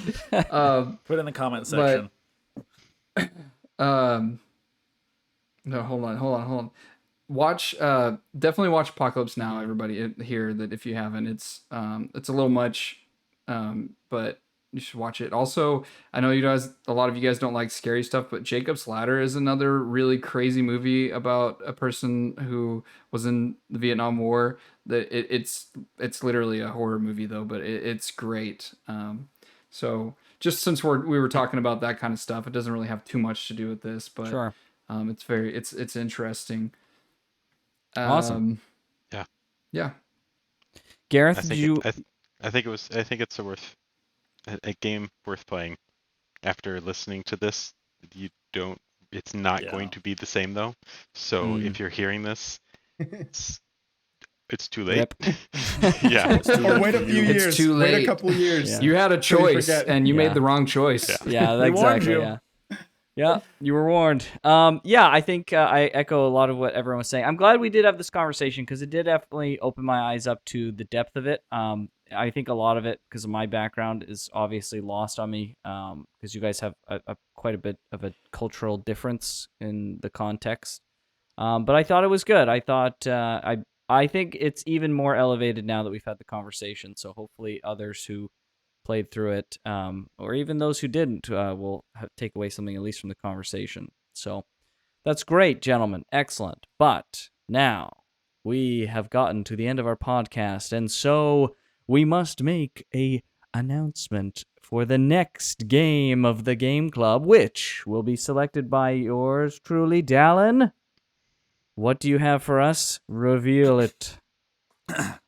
All right, well, I had a few ideas for some games, but I really want to choose something that was more somewhat story focused. It's kind of funny. A lot of things that we talked about, I played a little bit of this game already, and anyway, there's similarities, so that one might be shorter because we already talked a lot about some of those things in this one. But it's called Cloud Built. If you Google it, you will not find it. For some reason, it is not really around much. Cloud Built. I was able to find it on Steam. It's described as a 3D platformer third-person shooter. It's kind of like a speed running race to the finish type game. Almost you could think of it as like a Mario type thing and things like that. Mirror's Edge.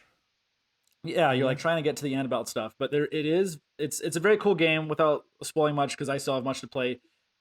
The things we talked about today are very similar. Not as bloody. I don't want to hear but, more about it's that. It's really cool. Yes. Okay, fine. Sorry, there's no blood. Spoiler, no blood. No, it's not that. It's just I don't want to get spoiled as to what the story beats might be. No, it's or just something. it sounds like it's cool to think about. So just make sure you think about it. And Awesome. I got it. We don't think about things we don't when think we about play things. them, obviously. There is a newer version that did come out We of have it. a problem with There's that. a newer version that came out of it, but a lot of people appreciate the original. So that's what we will be picking up. And it's on sale right now if you want to pick it up as well. Okay. Awesome. Excellent. So you can find it on Steam. That is fantastic. Gentlemen, it has been an absolute pleasure. As usual, these conversations are amazing, and I hope everyone listening in has enjoyed as well. We will see you guys at the end of the next month with Cloud Built for our monthly conversation, and we should have some weekly episodes coming your way as well. So we will see you all then. Thanks so much for listening, and thank you, gentlemen, for joining.